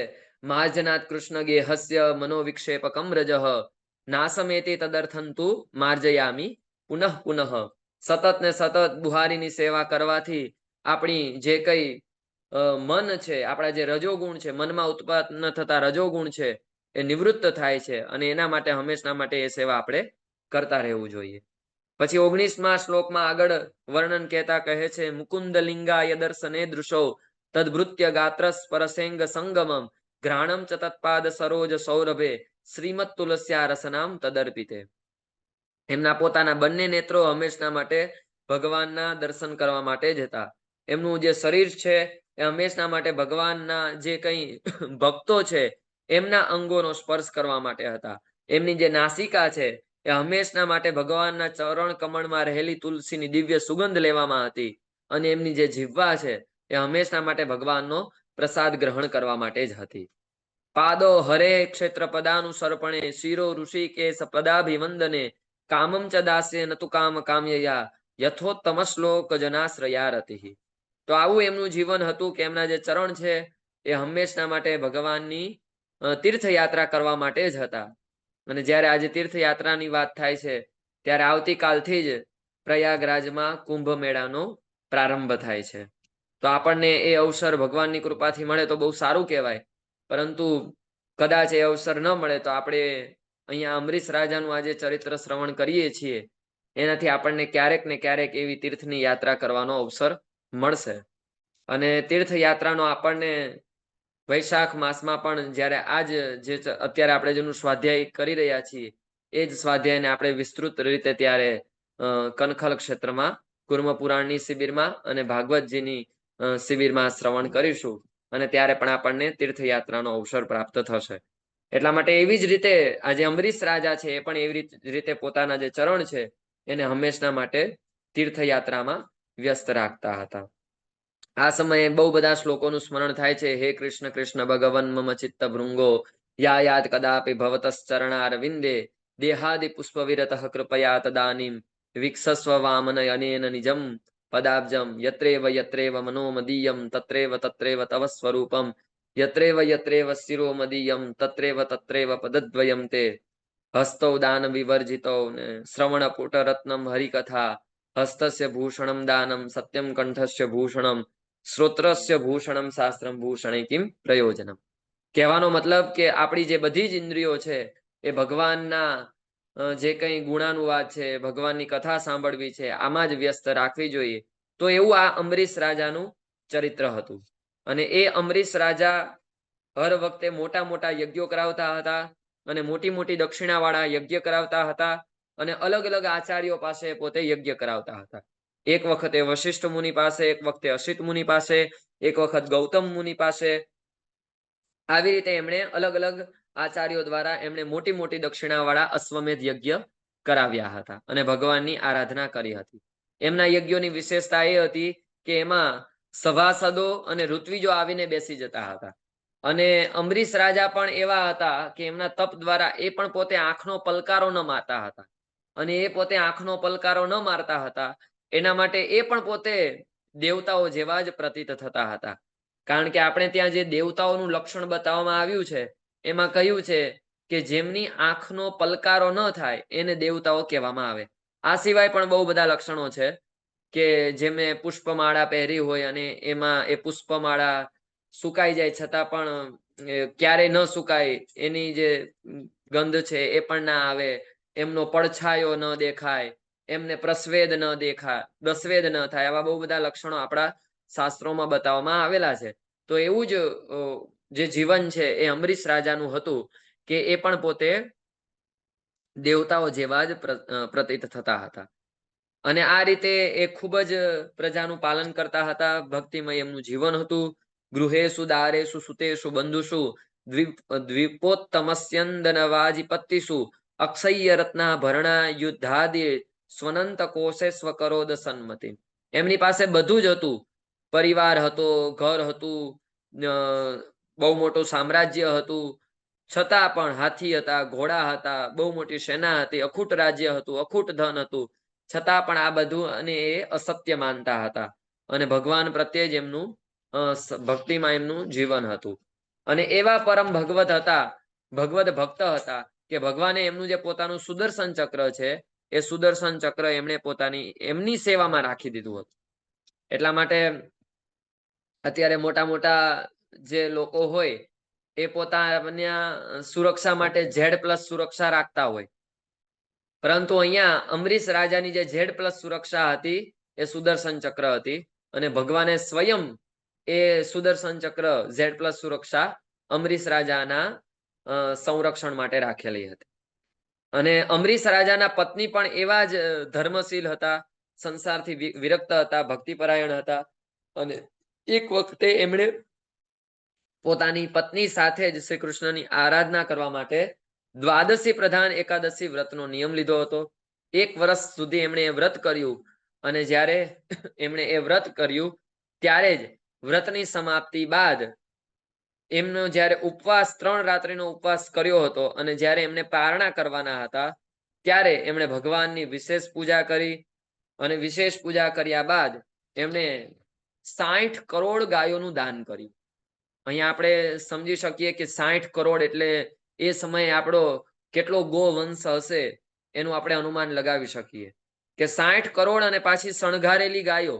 એ ગાયોના જે શિંગડા હતા એ સુવર્ણથી હતા, એમની જે ખરીઓ હતી એ ચાંદીથી મઢેલી હતી, સુંદર સુંદર વસ્ત્ર હતા અને એને ઓઢાડવામાં આવ્યા હતા. અને પાછી ગાયો એકદમ નાની હતી, સુંદર મજાની હતી અને પાછી દૂધ દેતી ગાય હતી. ગાયો આપી દેવી એટલે જેવી તેવી જે ગાયો દૂધ ના આપતી હોય એવી ગાયોનું દાન કરી દેવું એવું નહીં, પરંતુ જે ગાયો દૂધ આપે એવી ગાયોનું એમણે દાન કર્યું હતું. અને પાછું ગાયો તો દાન અર્પણ કરી, પરંતુ જોડે જોડે ગાયોને દોહવા માટે જે કંઈ સામગ્રીની જરૂર પડે એ પણ એમણે દાન કર્યું હતું. એટલે આપણે સમજી શકીએ કે અંબરીશ રાજા કેટલા ઉદાર હતા અને કેટલો એમનો દિવ્ય દ્રષ્ટિકોણ હતો. અને આ પ્રમાણે એમણે બધું એ દાન અર્પણ કર્યું. અને જ્યારે જ એઓ પોતે પારણા કરવાનો પ્રારંભ કરતા હતા એ સમયે દુર્વાસા મુનિનું ત્યાં આગમન થયું. અને દુર્વાસા મુનિ અતિથિ રૂપમાં પ્રવેશ કર્યો.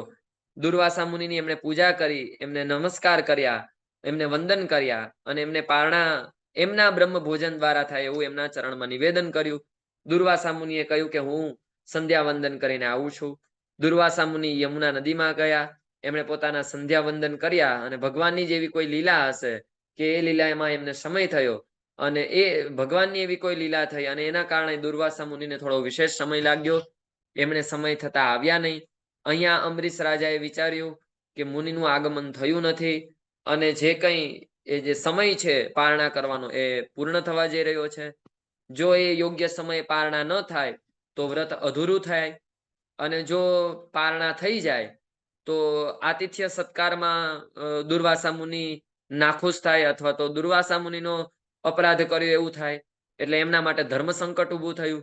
ધર્મ સંકટ જ્યારે એમના ઉપર ઊભું થયું ત્યારે એમણે ત્યાં રહેલા તમામ લોકોને પૂછ્યું ત્યારે શું કરવું જોઈએ. અને ત્યાં રહેલા જે બ્રાહ્મણો હતા એમણે આજ્ઞા કરી, બ્રાહ્મણાતિક્રમે દોષો દ્વાદશ્યામ યદ પારણે યત્કૃત્વા સાધુ મે ભૂયા દધર્મો વા નમામ સ્પૃશેદ. એટલા માટે પછી બ્રાહ્મણોએ આજ્ઞા કરી, અંબસા કેવલેનાથ કરીષ્ય વ્રત પારણમ પ્રાહુર ભક્ષણમ વિપ્રા યસિતમ નાસિતમ ચત. પાણી એવું છે કે એને પીવામાં આવે તો એને ખાધું જ બરાબર કહેવાય, પારણા કર્યા બરાબર જ કહેવાય. એટલા માટે તમે જલપાન કરી લ્યો, એટલા માટે તમે દુર્વાસા મુનિના અપરાધમાં પણ ના આવો અને તમારા દ્વાદશી વ્રતનું પારણું પણ થઈ ગયેલું કહેવાય. એટલા માટે દુર્વાસા મુનિએ જલનું પાન કર્યું અને જલનું પાન કરતાની સાથે જ ક્ષમ્યતા અંબરીશ રાજાએ જલનું પાન કર્યું અને અંબરીશ રાજાએ જેવું જ જલનું પાન કર્યું ત્યાં જ દુર્વાસા મુનિ આવ્યા. અને દુર્વાસા મુનિ આવ્યા અને એમણે જોયું કે ભાઈ આમણે રાજાએ તો જલપાન કરી લીધું, એમણે તો પારણા કરી લીધા. એટલા માટે આપણે આમે પણ દુર્વાસા મુનિના ક્રોધી સ્વભાવથી ખૂબ સારી રીતે પરિચિત છીએ. એટલે દુર્વાસા મુનિ ક્રોધમાં આવ્યા અને એમણે એ જે અંબરીશ રાજા હતા એમને જેમ તેમ કહેવા લાગ્યા, અહો અસ્ય અનુશંસસ્ય શ્રીયોન્મત્તસ્ય પશ્યત ધર્મ વ્યતિક્રમમ વિષ્ણુ રભક્તસ્યે સમાનિનઃ. અહીંયા એ પોતે ક્રોધમાં આવી ગયા અને ક્રોધમાં આવીને અંબરીશ રાજાને જેમ તેમ કહેવા લાગ્યા. એટલા માટે માણસે બહુ ક્રોધ કરવો જોઈએ નહીં. કારણ કે જ્યારે માણસ ક્રોધ કરે છે ત્યારે એના દ્વારા શું બોલાઈ જાય છે એનું એને ભાન રહેતું નથી. અને એટલા માટે અમારે પૂજ્ય પંકજ ગુરુજી દ્વારા પણ એવું કહેવાતું હોય કે જો જીવનમાં થઈ જાય એકવાર બોધ, જો જીવનમાં થઈ જાય એકવાર બોધ તો કદાપી ન કરીએ ક્રોધ, તો કદાપી ન કરીએ ક્રોધ. તો એવો જ આમના દ્વારા ક્રોધ થઈ ગયો. આમ તો દુર્વાસા મુનિ દ્વારા સામે પણ અંબરીશ રાજા પરમ ભક્ત છે, છતાં પણ એમના ઉપર આવું કેમ થઈ ગયું? તો આપણે એવું કહી શકીએ કે આ ભગવાનની જ એવી કંઈક લીલા છે. તો એમણે એમના પર ગુસ્સો આવી ગયો, ક્રોધ આવી ગયો અને એમણે પોતાના જટામાંથી એક જટા ઉખાડી અને એમણે અંબરીશ તરફ એ ફેંકી અને એમાંથી એક કૃત્યા ઉત્પન્ન થઈ અને એ અંબરીશને મારવા માટે એમની પાછળ દોડી. પરંતુ પહેલેથી જ ભગવાને સુદર્શનને એમની સેવામાં, એમના સંરક્ષણ માટે રાખેલું હતું. એટલા માટે એ સુદર્શન દ્વારા અંબરીશ રાજાની રક્ષા થઈ અને એ જે કૃત્યા હતી એ તો ત્યાં ને ત્યાં બળીને ભસ્મ થઈ ગઈ. અને હવે ઉલટું બન્યું એવું કે એ સુદર્શન ચક્ર છે એ દુર્વાસા મુનિની પાછળ દોડવા લાગ્યું. દુર્વાસા મુનિ કઈ સમજી ન શક્યા એટલે દુર્વાસા મુનિ તો ભાગવા લાગ્યા. એ ચારે તરફ દોડવા લાગ્યા. સુમેરુ પર્વતની ગુફામાં પ્રવેશ કર્યો છતાં પણ ન બચી શક્યા. લોક, સમુદ્ર, લોકપાલ દ્વારા સુરક્ષિત સ્વર્ગ સુધી પણ ગયા છતાં પણ એમની રક્ષા ન થઈ. ચક્ર તો પાછળ જ દોડવા લાગ્યું. અંતે પોતે એ બ્રહ્માજી પાસે ગયા અને બ્રહ્માજીને નિવેદન કરવા લાગ્યા કે તમે મને આ ચક્રમાંથી બચાવો. અને ત્યારે બ્રહ્માજીએ કહ્યું, સ્થાનમ મદીયમ સહ વિશ્વમેતદ ક્રીડાવસાને દ્વિપરાધ સંગે ભ્રુવંગ માત્રેણ હિ સંધિ દક્ષો કાલાત્મનો યસ્ય તિરો ભવિષ્યતિ. કે આ સંપૂર્ણ જે જગત છે એ બધું તો બે પરાધનું આયુષ્ય છે મારું, તો એ તો હમણાં સમાપ્ત થઈ જશે. જે કઈ સૃષ્ટિની જે લીલા છે એ સમેટવા લાગશે. એટલે કહેવાનો મતલબ કે આ બધું ભગવાન વિષ્ણુને આધીન છે, માટે તમે એમના જ શરણે જાઓ. હું, શંકરજી, દક્ષ, ભૃગુ, પ્રજાપતિ, ભૂતેશ્વરો વગેરે પણ બધા નિયમોથી બંધાયેલા છે. એટલા માટે તમે ભગવાનના જ શરણે જાઓ. એટલા માટે તરત જ ત્યાંથી એ ભગવાન શિવજી પાસે ગયા અને ત્યારે શિવજીને નિવેદન કર્યું. ત્યારે શિવજીએ પણ કહ્યું, વયમ ન તાત પ્રભવામ ભૂમની યસ્મિન પરેણ્યે પ્રજ જીવ કોષાહ ભવંતિ કાલેન ભવંતિ હિદૃશાહ સહસ્રસો યત્ર વયમ ભ્રમામહ અહમ સનત કુમારસ્ય નારદો ભગવાનજઃ કપિલોપાંતરતમો દેવલો ધર્મ આસુરી મરીચી પ્રમુખાશ્ચાન્યે સિદ્ધેશા પારદર્શિનઃ વિદામન વયમ સર્વે યન્માયા માયયા વૃતા. ભગવાન મહાદેવજીએ પણ અહીંયા કહી દીધું કે અમે પણ એ ભગવાન આજે અનંત પરમેશ્વર છે, એમાં બ્રહ્મા જેવા જીવો તો એમની ઉપાધિ રૂપ આવા બ્રહ્માંડ રૂપ શરીરો તો બીજા પણ આવા હજારો બ્રહ્માંડો ઉત્પન્ન થાય છે, નાશ પામે છે, અને એમાં તો અમારા જેવા હજારો ભટકતા રહે છે.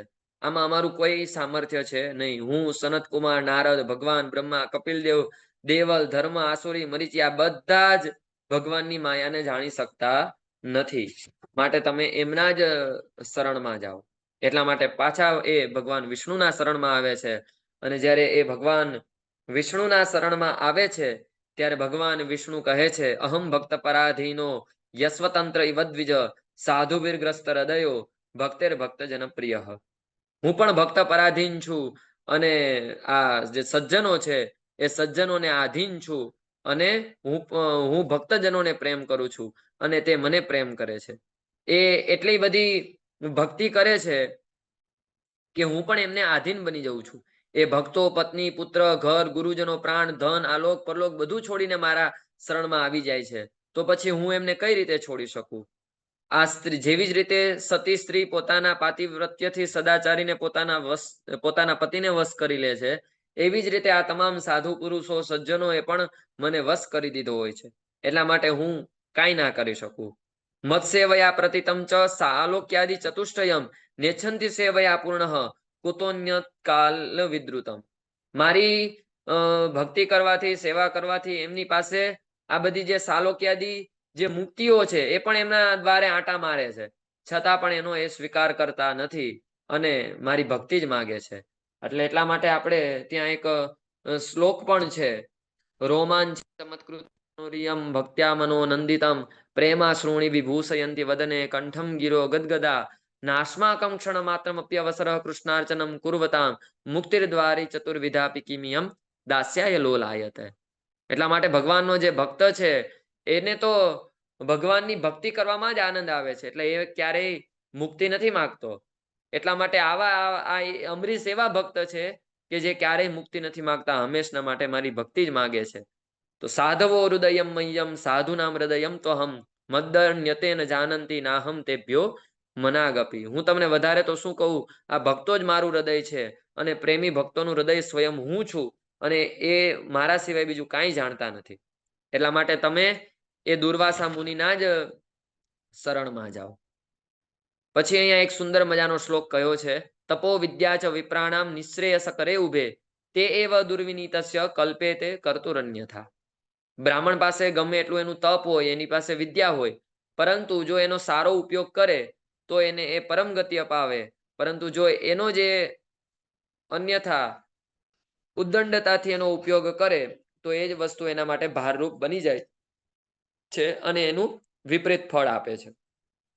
એટલા માટે એ પાછા અંબરીશ રાજા છે એ અહીંયા અંબરીશ રાજા પાસે દુર્વાસા મુનિ આવે છે અને એમને પ્રાર્થના કરે છે કે મારા આ અપરાધ થયો છે, મને ક્ષમા કરો, અને એમના ચરણમાં પડી જાય છે. અને જ્યારે એક બ્રાહ્મણને પોતાના ચરણમાં પડતા જોવે છે ત્યારે રાજા પણ પોતે લજ્જિત થઈ જાય છે અને કહે છે કે તમે આવી રીતે ચરણમાં ના પડો, હું આપના વતી આ સુદર્શન ચક્રની પ્રાર્થના કરું છું. અને 9 શ્લોકોમાં એ અંબરીશ રાજા એ સુદર્શન ચક્રની સ્તુતિ કરે છે અને પછી અંતે એમાંથી એ દુર્વાસા મુનિ બચી જાય છે અને દુર્વાસા મુનિ ફરીથી એનો આભાર માને છે અને એના ખૂબ પ્રશંસા કરે છે, એના વખાણ કરે છે, અને પોતે ગ્લાનિ પણ અનુભવે છે કે મારાથી આજે કંઈ ભૂલ થઈ ગઈ, મારાથી આજે અપરાધ થઈ ગયો, તમે તો ભગવાનના પરમ ભક્ત છો. અને આ પ્રમાણે પછી દુર્વાસા જ્યારે પાછા આવ્યા ત્યારે 1 વર્ષ થઈ ગયું હતું. અને તમે જુઓ અમરીશ રાજા કેવા ભગવાનના ભક્ત કહેવાય અને કેવા બ્રાહ્મણના આરાધક કહેવાય કે એમણે 1 વર્ષ સુધી માત્ર ને માત્ર જલપાન કર્યું, કાંઈ પણ પ્રકારનું અન્ન ન ગ્રહણ કર્યું. અને આવી ભક્તિથી ભગવાનને પ્રસન્ન થવું જ પડે. અને આવી એમની ભક્તિ હતી અને 1 વર્ષ સુધી એમણે અન્ન ન ગ્રહણ કર્યું હતું. એમણે માત્ર ને માત્ર જલપાન કર્યું હતું અને પછી દુર્વાસા મુનિને એમણે ભોજન કરાવ્યું, એમના આશીર્વાદ ગ્રહણ કર્યા અને પછી એમણે પારણા કર્યા. તો આવું આ સુંદર મજાનું અમરીશ રાજાનું ચરિત્ર હતું. ઇત્યેતત પુણ્યમાખ્યાનમ અંબરીશસ્ય ભૂપતે સંકીર્તયન્નનુધ્યાયન ભક્તો ભગવતો ભવે. અને આવું જે અમરીશ રાજાનું જે ચરિત્ર છે એનું જે ગાન કરે છે એ ભગવાનનો પરમ ભક્ત થઈ જાય છે. અમરીશ રાજાએ ક્ષમા આપી પણ દીધી અને દુર્વાસા મુનિએ ક્ષમા માગી પણ લીધી. એટલા માટે સામેવાળાની ભૂલ હોય તો ક્ષમા દેવામાં વાર ન કરવી અને આપણી પોતાની ભૂલ હોય તો ક્ષમા માંગવામાં વાર ન કરવી.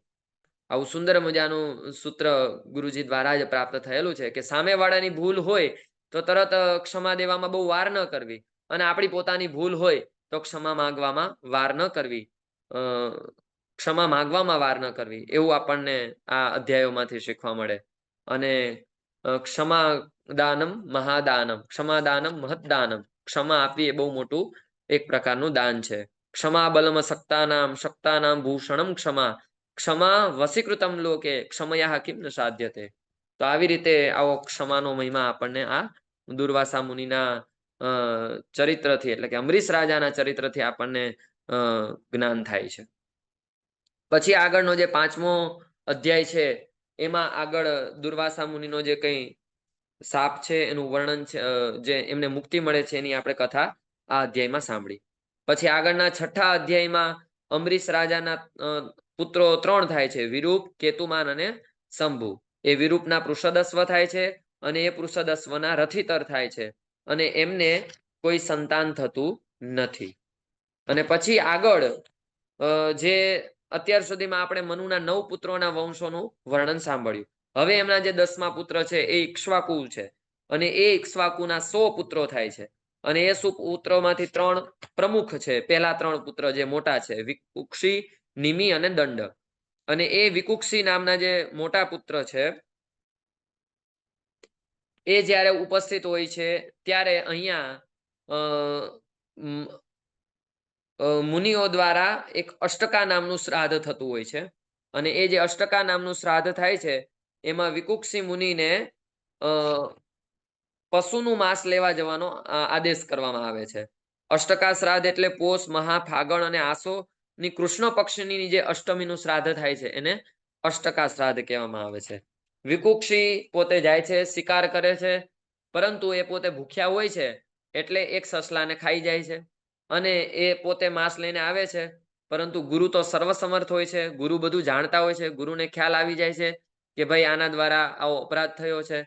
એટલા માટે જણાવે છે કે ભાઈ આ વ્યક્તિએ તો આ એઠું માંસ લઈને આવેલો છે, એના દ્વારા આનું તો ભક્ષણ પહેલેથી થઈ ગયું છે. અને જ્યારે એવું કહે છે ત્યારે એને શ્રાપ આપવામાં આવે છે અને એને દેશની બહાર કાઢવામાં આવે છે. અને જ્યારે ઇક્ષ્વાકુ રાજા દિવ્ય ગતિને પ્રાપ્ત કરે છે ત્યારે પાછો એ જે રાજા હોય છે પાછો આવે છે અને પોતે એ રાજ્યને સંભાળે છે. અને સસલાનું ભક્ષણ કર્યું હોય છે એટલે એનું સસાદ એવું નામ પાડવામાં આવે છે.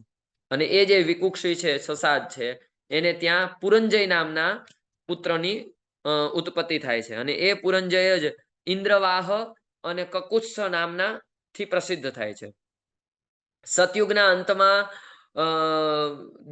દેવતાઓ અને દાનવોનું યુદ્ધ થાય છે અને એમાં આ પુરંજય છે એ દેવતાઓને ઉપયોગી બને છે. અને આ પુરંજય દેવતાઓને ઉપયોગી બને છે અને એના કારણે દેવતાઓ પણ એના પર પ્રસન્ન થાય છે. અને આ જે પુરંજય છે એનું એક નામ ઇન્દ્રવાહ અને કકુત્સ્થ છે. તો અહીંયા 19મા અને 20મા શ્લોકમાં કહ્યું છે કે ભાઈ એને શું કામ પુરંજય કહેવામાં આવે છે, શું કામ એને ઇન્દ્રવાહ કહેવામાં આવે છે અને શું કામ એને કકુત્સ્થ કહેવામાં આવે છે. તો જીત્વા પુરમ ધનમ સર્વમ સશ્રિકમ વજ્રપાણયે પ્રયયત સત્સ રાજર્ષિ રીતિ નામ ભીરારુતઃ પુરંજયસ્ય પુત્રો ભૂ દને નાત્સત્સુતઃ પૃથભુ વિશ્વરંધિસ્તતશ્ચંદ્રો યુવનાસ્વસ્વ તત્સુતઃ. કે એમણે દેવતાઓને જે કઈ આ બધા દાનવોથી બચાવ્યા એટલા માટે એને પુરંજય કહેવાના. ઇન્દ્રને એમણે પોતાનું વાહન બનાવ્યું અને એમણે આ સંપૂર્ણ યુદ્ધ કર્યું એટલા માટે પોતે ઇન્દ્ર કહેવાના. અને કકુત્સ્થ એટલા માટે કે બળદની કુખ ઉપર એ બેસી ગયા એટલા માટે એ કકુત્સ્થ કહેવાના. અને આ જ વંશમાં આગળ ભગવાન રામનું પ્રાગટ્ય થાય છે. એટલા માટે આપણે વાલ્મીકી રામાયણનો પાઠ કરીએ એટલે શ્રવણ કરીએ અથવા તો વાંચન કરીએ તો ત્યાં અવારનવાર એવું કકુત્સ્થ ભૂષણ એવો શબ્દ ભગવાન માટે પણ વપરાયેલો છે. એટલે એટલા આમનું નામ જ કકુત્સ્થ છે. અને એ જે પુરંજય છે એમના આગળ અનેના પુત્ર થાય છે, એના પૃથુ થાય છે, એના વિશ્વરંધી થાય છે, એના ચંદ્ર થાય છે, એના યુવનાશ્વ થાય છે, એના સાબસ્ત થાય છે, એના બૃહદસ્વ થાય છે અને એના કુવલયાશ્વ થાય છે. અને એ કુવલયાશ્વન બહુ બળવાન હતા કે ઉત્તંક ઋષિને પ્રસન્ન કરવા એમણે પોતાના 21,000 પુત્રોને લઈને ધુંધુ નામના દૈત્યનો વધ કર્યો હતો. અને એ 21,000 પુત્રોમાંથી ખાલી 3 જ બચ્યા હતા, જેના નામ આ પ્રમાણે છે: દૃઢાશ્વ, કપિલાશ્વ અને ભદ્રાશ્વ. અને એ દૃઢાશ્વના હર્યશ્વ થાય છે અને એ હર્યશ્વના નિકુંભ થાય છે અને એના આગળ બર્હણાશ્વ અને એના કૃષાશ્વ થાય છે. અને એ સેનજીતના યુવનાશ્વ થાય છે. અને યુવનાશ્વ સંતાનહીન હતા. પુત્ર પ્રાપ્તિ માટે એમને યજ્ઞ કર્યો, પરંતુ એમને પાણીની તરસ લાગી અને રાત્રે યજ્ઞશાળામાં ભૂલથી ગયા અને યજ્ઞશાળાનું જે જલ અભિમંત્રિત થયેલું જલ હતું એનું એમણે પાન કરી લીધું. બીજે દિવસે બ્રાહ્મણોએ પૂછ્યું કે આ ઘડાનું જળ ક્યાં ગયું? ત્યારે એમણે કહ્યું કે આ જલનું પાન તો મારાથી થઈ ગયું. અને આ જલનું પાન થયું બ્રાહ્મણોના મંત્ર દ્વારા અભિમંત્રિત થયેલું જલ હોય એટલે એ ક્યારેય નિરર્થક નથી બનતું. એટલા માટે હવે બન્યું એવું કે એ જ જલ દ્વારા એમને આગળ જતા પુત્ર થયો. અને બ્રાહ્મણો દ્વારા જે શસ્ત્રક્રિયા કરવામાં આવી અને એમના જાંઘમાંથી પુત્રને બહાર રાખવામાં આવ્યો. હવે બધા વિચારવા લાગ્યા કે ભાઈ આનું કોણ પાલન કરશે? ત્યારે ઇન્દ્ર પણ આ વાતથી જાણકાર થયા. એટલે ઇન્દ્રએ કહ્યું કે મામ ધાતા વત્સમારોદી રીતિન્દ્રો દેશી નિમિત. મામ ધાતા વત્સમારોદી રીતિન્દ્રો દેશી નિમદાત. એટલા માટે અહીંયા ઇન્દ્રએ કહ્યું કે મામ ધાતા, હું એનું પાલન કરીશ. એટલા માટે એ રાજા આગળ જતા માંધાતા નામે પ્રસિદ્ધ થયા.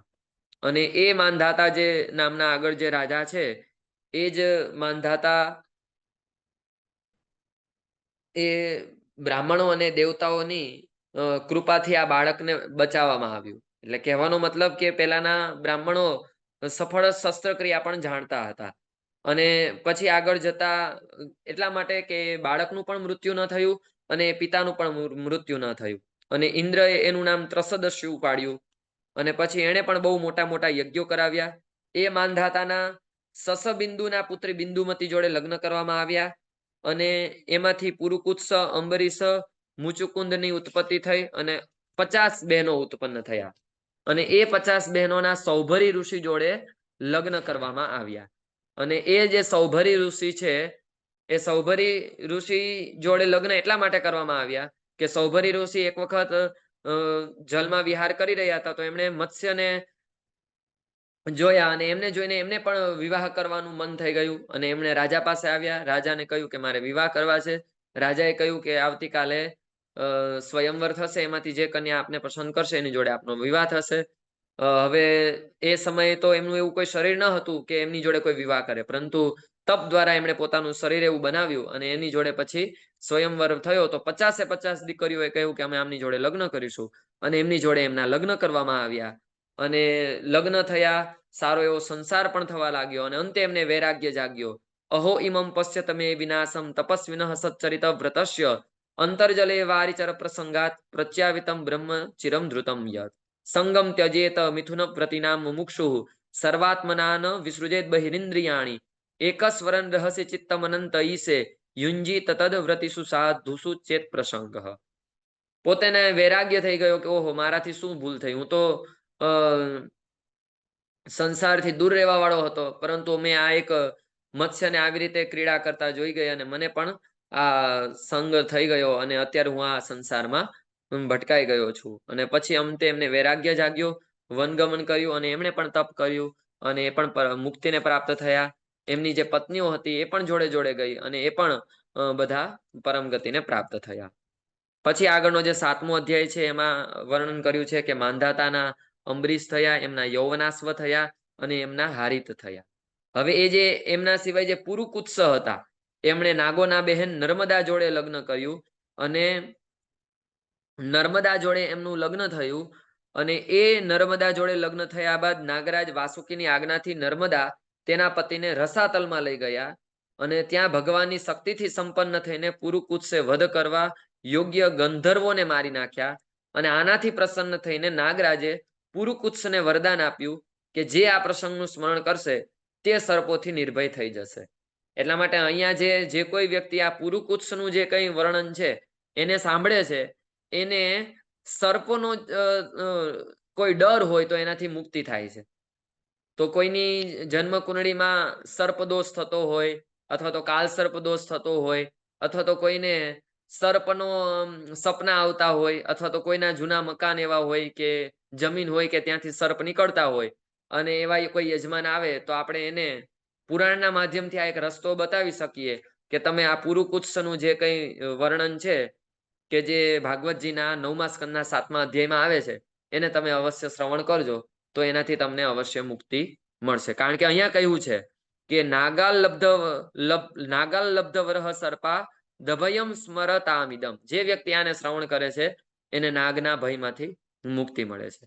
પછી એ પુરુકુત્સના આગળ ત્રસદસ્યુ થયા, એના અનરણ્ય થયા, એના હર્યસ્વ થયા, એના અરુણ થયા, એના ત્રિબંધન થયા અને એના સત્યવ્રત થયા કે જે ત્રિશંકુ નામે પ્રસિદ્ધ છે.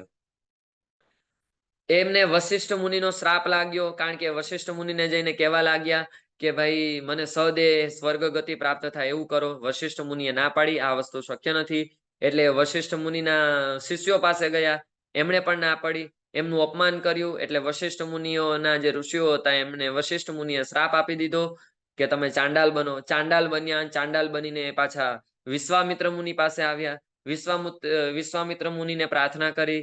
વિશ્વામિત્ર મુનિએ પોતાના પ્રભાવથી સદેહે એમને સ્વર્ગની ગતિ આપી અને ચાંડાલ મુનિને લઈને જ્યારે એ ચાંડાલનો વેશ ધારણ કરીને જ્યારે સ્વર્ગમાં આવ્યા ત્યારે દેવતાઓ એમને પાછા મોકલ્યા અને ઊંધા થઈને પાછા આવ્યા. પરંતુ વિશ્વામિત્રએ જોયું કે આમની અધોગતિ થઈ રહી છે, તો એટલા માટે એમણે જ પોતાના દિવ્ય તપ દ્વારા એ જ્યાં હતા ત્યાં જ નવું એક સ્વર્ગ બનાવી દીધું અને ત્યાં જ પોતે વસવા લાગ્યા અને આજે પણ એ તારા સ્વરૂપે ત્યાં દેખાય છે. તો એ જે ત્રિશંકુને ત્યાં આગળ હરિશ્ચંદ્ર નામના રાજા થયા. એ પોતે સંતાનહીન હતા, વરુણ દેવતાના શરણમાં ગયા એટલે એમને પુત્ર પ્રાપ્તિ થઈ અને વરુણ ની એમણે ઉપાસના કરી એટલે પુત્ર પ્રાપ્તિ થઈ અને જેવો જ પુત્ર પ્રાપ્ત થયો એટલે વરુણ પાછા આવ્યા અને એમણે કહ્યું કે તમને આ જે પુત્ર પ્રાપ્ત થયો છે એના દ્વારા તમે મારું યજન કરો. એટલે કહેવાનો મતલબ કે એનું બલિદાન અર્પણ કરો. પરંતુ હવે તો હરિશ્ચંદ્ર રાજાને એમના પુત્રમાં મોહ થઈ ગયો હતો એટલે એમણે કહ્યું કે પુત્ર 10 દિવસનો થાય એટલા માટે હું યજન કરીશ. પાછા વરુણ આવ્યા તો એમણે કહ્યું કે હવે એને જ્યારે દાંત આવશે ત્યારે આપનું યજન કરીશ. પાછા વરુણ આવ્યા તો કહે કે હવે એના દૂધના દાંત આવે ને ત્યારે હું આપનું યજન કરીશ. પાછા આવ્યા તો એમણે કહ્યું કે હવે એના જ્યારે બીજી વાર સાચા મોટા દાંત આવે ને ત્યારે હું યજન કરીશ.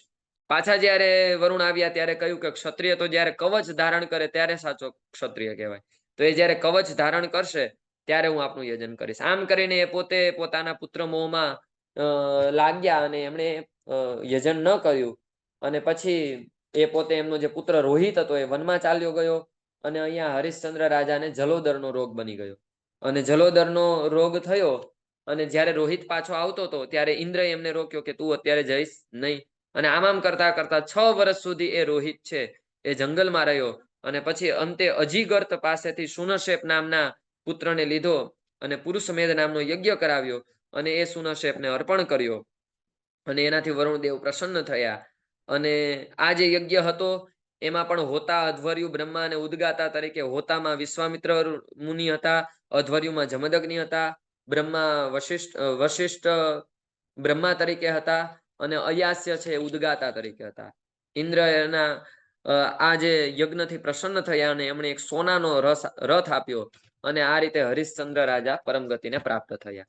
પછી 8મા અધ્યાયમાં રોહિત નામના જે પુત્ર હતા એમાંથી આગળ હરિત થયા, એનાથી ચંપ થયા, એનાથી સુદેવ થયા, એનાથી વિજય થયા, એનાથી ભરૂક થયા, એનાથી વૃક થયા, એનાથી બાહુક થયા. અને એ બાહુક વનમાં ગયા અને એમના પત્ની પણ જોડે જોડે વનમાં ગયા. બાહુકનું મૃત્યુ થયું, પરંતુ એમના જે પત્ની હતા એને ગર્ભ હતો અને એ જ્યારે સતી થવા થયા ત્યારે ઔરવ ઋષિએ એમને રોક્યા, કહ્યું કે તમારે ગર્ભ છે, માટે તમારે આ પ્રમાણે સતી ન બનવું જોઈએ. પરંતુ જે એમના શત્રુઓ હતા એમને ખબર પડી ગઈ, એટલા માટે એમણે આમના ભોજનમાં ગર મિલાવી દીધું. ગર મતલબ ઝેર મિલાવી દીધું.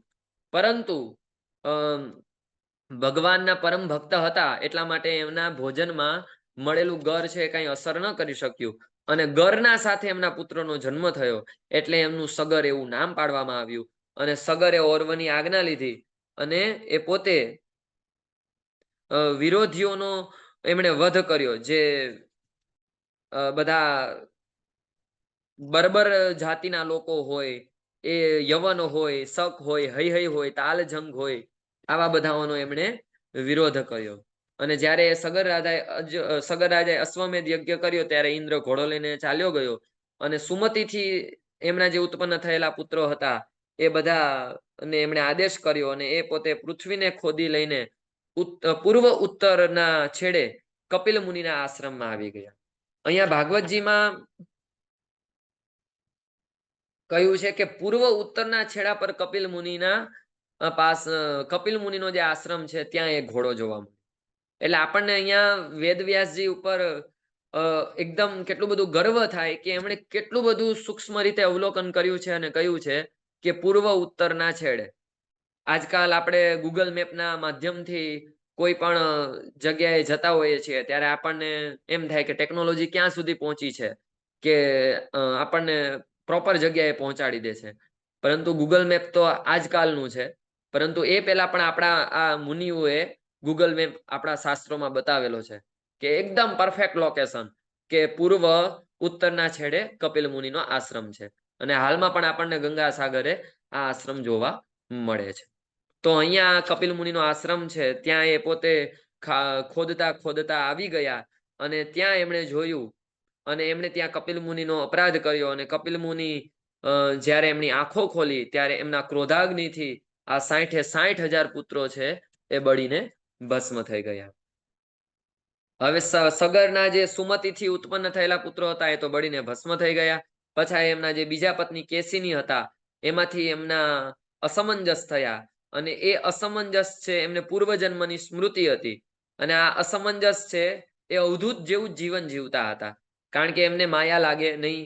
જો એ પોતે રાજા જેવું જીવન જીવે તો કાલ સવારે એમને પણ રાજ્ય ગાદી સંભાળવી પડે અને એ પણ પોતે પાછા સંસારમાં ફસાઈ જાય. એટલે એ પોતે શું કરતા હતા, બાળકોને સરયુ નદીમાં ફેંકી દેતા હતા. અને આવું જ્યારે એમનું ચરિત્ર જોયું એટલે બધાએ એમને વનમાં મોકલી દીધા. અને આ અસમંજસ રાજાને તો એ જ જોતું હતું. પરંતુ એ વનમાં ગયા એ પહેલા એ જેટલા જ છોકરાઓને એમણે સરયુ નદીમાં ફેંકી દીધા હતા એ બધાને પાછા જીવંત કરી દીધા અને એ બધા જ પુત્રોને પાછા આપી દીધા અને પછી એ વનમાં ગયા. અને જ્યારે આવું એમનું ચરિત્ર જોયું ત્યારે બધાને ખબર પડી કે ઓહો, આ તો અસમંજસનું આવું દિવ્ય ચરિત્ર હતું. પછી તો એમના પિતાને સગરને પણ અફસોસ થયો, પરંતુ આગળ જતા એમના પુત્ર અંશુમાન થયા અસમંજસના અને એવો કપિલજી પાસે ગયા અને કપિલજી પાસે જઈને એમને 6 શ્લોકોમાં સ્તુતિ કરી અને ત્યારે કપિલ મુનિએ કહ્યું, અશ્વયમ નિયતામ વત્સ પિતામહ પશુસ્તવ ઇમે ચ પિતરો દગ્ધા ગંગામ ભોરહંતિ નેતરત. અને આ રીતે એમણે કહ્યું કે તમારા આ જે કઈ જે એમના તો એ બધા કાકાઓ થાય, એટલે એમણે કહ્યું કે એ બધા તમારા જે કાકાઓ છે એનો ઉદ્ધાર માત્ર ને માત્ર ગંગાજલથી થશે, માટે તમે એવું કોઈ તપ કરો કે જેનાથી ગંગાજીની ઉત્પત્તિ થાય. અને અંશુમાને અહીંયા એ ગુરુદેવની પ્રદક્ષિણા કરી. આપણે ત્યાં ગુરુને પ્રણામ કરવાનો તો મહિમા બતાવ્યો છે, પરંતુ ગુરુની પ્રદક્ષિણા કરવાનો પણ મહિમા બતાવ્યો છે. એ અહીંયા અંશુમાન દ્વારા એ વિધિ થયેલો છે. તો એ અંશુમાન રાજાએ કપિલ મુનિને પ્રણામ કર્યા, પ્રદક્ષિણા કરી અને ગંગા નદીની ઉત્પત્તિ દ્વારા જ આ એમના કાકાઓની પરમ ગતિ પ્રાપ્ત થશે એવું એમણે એમના પાસેથી જાણ્યું અને અંશુમાન રાજાએ દિવ્ય તપ કર્યું છતાં પણ ગંગાજીની પ્રાપ્તિ ન થઈ, પરંતુ આગળ જતા એ તપ દિલીપ રાજાએ કર્યું, છતાં પણ ગંગા મૈયાની ઉત્પત્તિ ન થઈ, અને આગળ જતા એ તપ ભગીરથ રાજાએ કર્યું, અને એના દ્વારા ગંગાજીની ઉત્પત્તિ થઈ. અને જ્યારે ગંગાજીએ ઉત્પત્તિ થઈ ત્યારે ગંગાજીએ સવાલ કર્યા, કોપી ધારયિતા વેગમ પતંત્યામે મહીતલે અન્યથા ભૂતલમ પિત્વા નૃપયાસ્યે રસાતલમ. એમણે કહ્યું કે ભાઈ મારો આ વેગ છે એને કોણ ધારણ કરી શકશે? અને પછી કિંચાહમ ન ભુવમ યાસ્યે નરા મૈયા મૃજંત્યગમ મૃજામિ તદગમ કુત્ર રાજમ સત્ર વિચિંત્યતા. એમણે આગળ જતા એવો પણ પ્રશ્ન કર્યો કે ભાઈ ચાલો આ બધા મારામાં સ્નાન કરશે અથવા તો એમનું અસ્થિ વિસર્જન થશે તો એમના તો પાપ ધોઈ જશે, પરંતુ એ પાપ મારામાં આવી જશે તો એ કઈ રીતે નીકળશે? અને ત્યારે ભગીરથ રાજાએ સુંદર મજાનો જવાબ આપ્યો, સાધવો ન્યાસિન શાંતા બ્રહ્મિષ્ઠા લોક પાવના હરંત્યગમ તેંગ સંગાત તે સ્વાસ્તે યગભિદ્ધરિહિ. ભગીરથ રાજાએ કહ્યું કે જે સજ્જનો છે, વિદ્વાનો છે, બ્રાહ્મણો છે, ન્યાસીઓ છે, શાંત છે, બ્રહ્મનિષ્ઠ છે, પરમ ભક્ત, ભગવત ભક્ત છે, આવા બધા ભક્તો જ્યારે આવીને ગંગાજીમાં સ્નાન કરશે ત્યારે તમારા પણ જે પાપો છે એ ધોવાઈ જશે. અને આ સાંભળીને ગંગા મૈયા પ્રસન્ન થયા. અને અત્યારે હું એવું આ જ્યારે ભગીરથ રાજાએ આવું કહ્યું ત્યારે એવું અવશ્ય કહી શકાય કે આ વખતની જે શિબિર છે એ કનખલ ક્ષેત્રમાં જ્યારે થશે ત્યારે કનખલ ક્ષેત્રમાં જ્યારે 7 દિવસીય સંપૂર્ણ સંસ્કૃતમાં જ્યારે આ ભાગવતજીનું પારાયણ થશે, ભાગવતજીની આપણે કથા પૂજ્ય ગુરુજીના મુખારવિંદથી શ્રવણ કરીશું, કુર્મ પુરાણને શ્રવણ કરીશું, ત્યારે ગંગા મૈયા પણ ખૂબ પ્રસન્ન થશે કે આવા વિદ્વાન બ્રાહ્મણો દ્વારા, પવિત્ર બ્રાહ્મણો દ્વારા અહીંયા ભાગવતજીની કથા, અને એ પણ દેવ ભાષામાં, સંસ્કૃત ભાષામાં થઈ રહી છે. અને એવા બ્રાહ્મણો, એવા વૈષ્ણવો, એવા ભગવાનના પરમ ઉપાસકો અહીંયા આવીને સ્નાન કરે છે. તો એમના આવા વિદ્વાનોના સ્નાન દ્વારા પણ ગંગાજીના પાપ ધોવાઈ જાય છે, એવું અહીંયા ભગીરથ રાજાનું એ વચન છે. અને ગંગાજીનું આગમન થયું, અને એ ગંગાજીના આગમનથી યજ્જલ સ્પર્શ માત્રેણ બ્રહ્મદંડ હતા અપી સગર આત્મજાદિવમ જગમુહુ કેવલમ દેહ ભસ્મભિ. અને તમામ સગરના જે કઈ પુત્રો હતા એમની બધાની પરમ ગતિ થઈ. અને પછી એ જ ભસ્મીભૂતાંગ સંગેન સ્વર્યાતા સગરાત્મજાહ કિમ પુનઃ શ્રદ્ધયા દેવીમ યે સેવંતે ધૃતવ્રતાહ. જો એમની આ ભસ્મને માત્ર જો સ્પર્શ, જલનો સ્પર્શ થઈ જાય તો એમની પરમ ગતિની પ્રાપ્તિ થઈ જતી હોય, તો ગંગાજીનું નિત્ય સ્મરણ કરે અને એમનો જલનું પાન કરે અથવા તો એમાં સ્નાન કરે તો એની તો વાત જ શું કરવી. અને એના માટે આપણે ગંગાનું મહાત્મ્ય પણ કહેલું છે, ગંગા ગંગેતિ યો બ્રુયાત યોજનાનામ સતેરપી મુચ્યતે સર્વ પાપેભ્યો વિષ્ણુ લોકે મહીયતે. તો આવો ગંગાજીનો એ મહિમા છે. અને એ જે ભગીરથ રાજા ના આગળ શ્રુત થયા, એના નાભ થયા, એના સિંધુદ્વીપ થયા, એના આયુતાયુ થયા, એના ઋતુપર્ણ થયા કે જે નલ રાજાના મિત્ર હતા. જે પણ આપણે ઋતુપર્ણની પણ કથા ખૂબ પ્રસિદ્ધ છે કે જે નલ રાજાના સારથી હતા, અને એમણે બધા વૃક્ષમાં રહેલા પર્ણોની ગણતરી કરી બતાવી હતી, જે મહાભારતમાં જે કથા આવે છે. એ ઋતુપર્ણના સર્વકામ થયા, એના સુદાસ થયા, અને એના સૌદાસ થયા. એ વશિષ્ઠના મુનિના શ્રાપથી રાક્ષસ બન્યા હતા, અને પરંતુ એમને ખબર પડી કે આમાં એમનો કોઈ અપરાધ નહોતો. એક રસોઈયો આવ્યો હતો, અને એણે એ રાક્ષસ જ એક રસોઈયો બનીને આવ્યો હતો, અને એણે માંસ વશિષ્ઠ મુનિને ખવડાવી દીધું હતું. પરંતુ વશિષ્ઠ મુનિને જ્યારે ખબર પડી ત્યારે એમણે પાછો એ શ્રાપમાં ઘટાડો કર્યો, અને 12 વર્ષનો એમનો એ શ્રાપ કરી દીધો. એમની કથા અહીંયા વિસ્તૃત રીતે છે, પરંતુ મારી પાસે હવે 2 જ મિનિટની વાર છે, અને મારે હજુ 3 અધ્યાયોનું વર્ણન કરવાનું છે, એટલા માટે એમાં બહુ આગળ નથી જતા. પરંતુ એ જે સૌદાસ હતા, એ સૌદાસના જ આગળ અસ્મક થયા, એ અસ્મકના મૂલક થયા, એના દશરથ થયા, એના એડવિક થયા, એના વિશ્વસ થયા, અને એના ખટવાંગ થયા. અને એ જે ખટવાંગ રાજા છે એમને પણ પરમ ગતિ માત્ર ને માત્ર 2 ઘડીમાં પ્રાપ્ત થઈ ગઈ. નમે બ્રહ્મકુલાત પ્રાણા કુલદેવાન ચાત્મજાહ ન શ્રીઓ ન મહિરાજ્યમ ન દારાશ્ચાતિ વલ્લભાહ. અહીંયા ખટવાંગ રાજાને બ્રાહ્મણો પ્રત્યેનો કેટલો પ્રેમ છે એ અહીંયા આ શ્લોકમાં બતાવેલું છે. પછી આગળના જે કઈ અધ્યાય છે 10મો અને 11મો અધ્યાય, કે જેમાં ભગવાન શ્રી રામનું જે કઈ ચરિત્ર છે એનું વર્ણન કરવામાં આવેલું છે. અને એ ખટવાંગમાંથી દીર્ઘબાહુ થયા, અને એ દીર્ઘબાહુમાંથી રઘુ થયા, એ રઘુના અજ થયા, એ અજના મહારાજ દશરથ થયા, અને એ દશરથને ત્યાં શ્રી રામ, લક્ષ્મણ, ભરત અને શત્રુઘ્ન થયા. ગુરુવર્થે ત્યક્ત રાજ્યો વ્યચરદન વનમ પદ્મ પદ્મ્યામ પ્રિયાયા પાણી સ્પર્શા ક્ષમાભ્યામ રુજિત પથરુજો યો હરિન્દ્રાનુજાભ્યામ વૈરૂપ્યાચ્છુર્પણાખ્યા પ્રિય વિરહ હરુષા રોપિત ભ્રુ વિજૃંભ ત્રસ્તાબ્ધિર્બદ્ધ સેતુ ખલદવદહન કૌશલેન્દ્રો વતાંડ. તો આવું આ ભગવાન શ્રી રામજીનું સુંદર મજાનું ચરિત્ર છે. પરંતુ મારી પાસે હવે બહુ સમય નથી, એટલે ભગવાન શ્રી રામજીનું સ્મરણ કરીને જ એમને વંદન કરીને અહીંયા આ જે 2 અધ્યાયની જે કથા છે એને પણ અહીંયા વિરામ આપીએ છીએ. ભગવાન શ્રી રામજીનું જે ચરિત્ર છે એને અહીંયા માત્ર ને માત્ર 2 અધ્યાયમાં જ વર્ણન કરવામાં આવેલું છે. અને જે ચરિત્રથી આપણે ખૂબ સારી રીતે સુપરિચિત છીએ, છતાં પણ વિશેષ જ્યારે આપણે હરિદ્વારના કનખલ ક્ષેત્રમાં વિસ્તૃત રીતે શ્રવણ કરીશું ત્યારે આપણે આ બધા જે ચરિત્રો છે એને સારી રીતે શ્રવણ કરીશું. અને પછી જે 10મા અને 11મા અધ્યાયમાં ભગવાન રામજીનું ચરિત્ર છે. અને ભગવાન શ્રી રામજી અયોધ્યામાં જે નવું રામ મંદિર બન્યું એની જે તિથિ લેખે જે પ્રતિષ્ઠા છે એનો દિવસ ગઈકાલે હતો, અને તારીખ લેખે જે દિવસ છે એ બરોબર આજથી 9મા દિવસ પછી છે.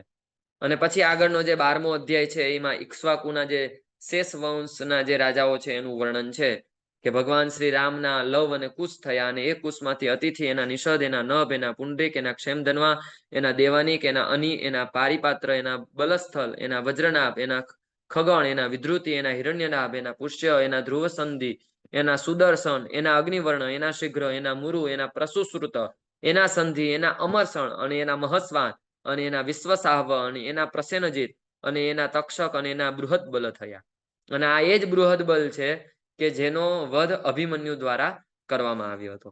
હવે જે ભવિષ્યના, અહીંયા જો પરીક્ષિત રાજાએ પૂછ્યું હતું કે ભવિષ્યના જે રાજાઓ હોય એનું પણ તમે મને વર્ણન કઈ સંભળાવજો, એટલા માટે ભવિષ્યના રાજાઓનું પણ વર્ણન કઈ સંભળાવ્યું કે એ બૃહદ બલના બૃહદ્રણ, એના ઉરુક્રિય, એના વત્સવૃદ્ધ, એના પ્રતિવ્યોમ, એના ભાનુ, એના દિવાક, એના સહદેવ, એના બૃહદશ્વ, એના ભાનુમાન, એના પ્રતિકાશ્વ, એના સુપ્રતિક, એના મરુદેવ, એના સુનક્ષત્ર, એના પુષ્કર, એના અંતરિક્ષ, અને એના સુતપા, અને એના અમિત્રજીત, અને એના બૃહદરાજ, અને એના બરહી, અને એના કૃતંજય, અને એના રણંજય, અને એના સંજય, અને એના શુદ્ધોદ, અને એના લાંગલ, અને એના આગળ પ્રસેનજીત, એના ક્ષુદ્રક, અને એના રણક, અને એના સુરથ, અને એના સુમિત્ર થયા. તો આ રીતેની વંશાવલી સૂર્યવંશની અહીંયા બતાવવામાં આવેલી છે. મારી એવી કોઈ મતિ નથી, મારું એવું કોઈ સામર્થ્ય નથી, મારું એવું કોઈ જ્ઞાન નથી, પરંતુ માત્ર ને માત્ર પૂજ્ય ગુરુજીની કૃપાથી, ભાગવતજીની કૃપાથી મારી પાસે જે પ્રમાણેનું મતિ હતી એ પ્રમાણે મેં અહીંયા આ બધી લીલાઓનું વર્ણન મારા દ્વારા થયું છે. મારી આમાં બહુ બધી ક્ષતિઓ થઈ હશે, ભૂલો થઈ હશે, એ બદલ હું ક્ષમા માંગુ છું. આમાં જો કંઈ પણ આપને સારું લાગ્યું હોય તો એ માત્ર ને માત્ર ગુરુજીની કૃપા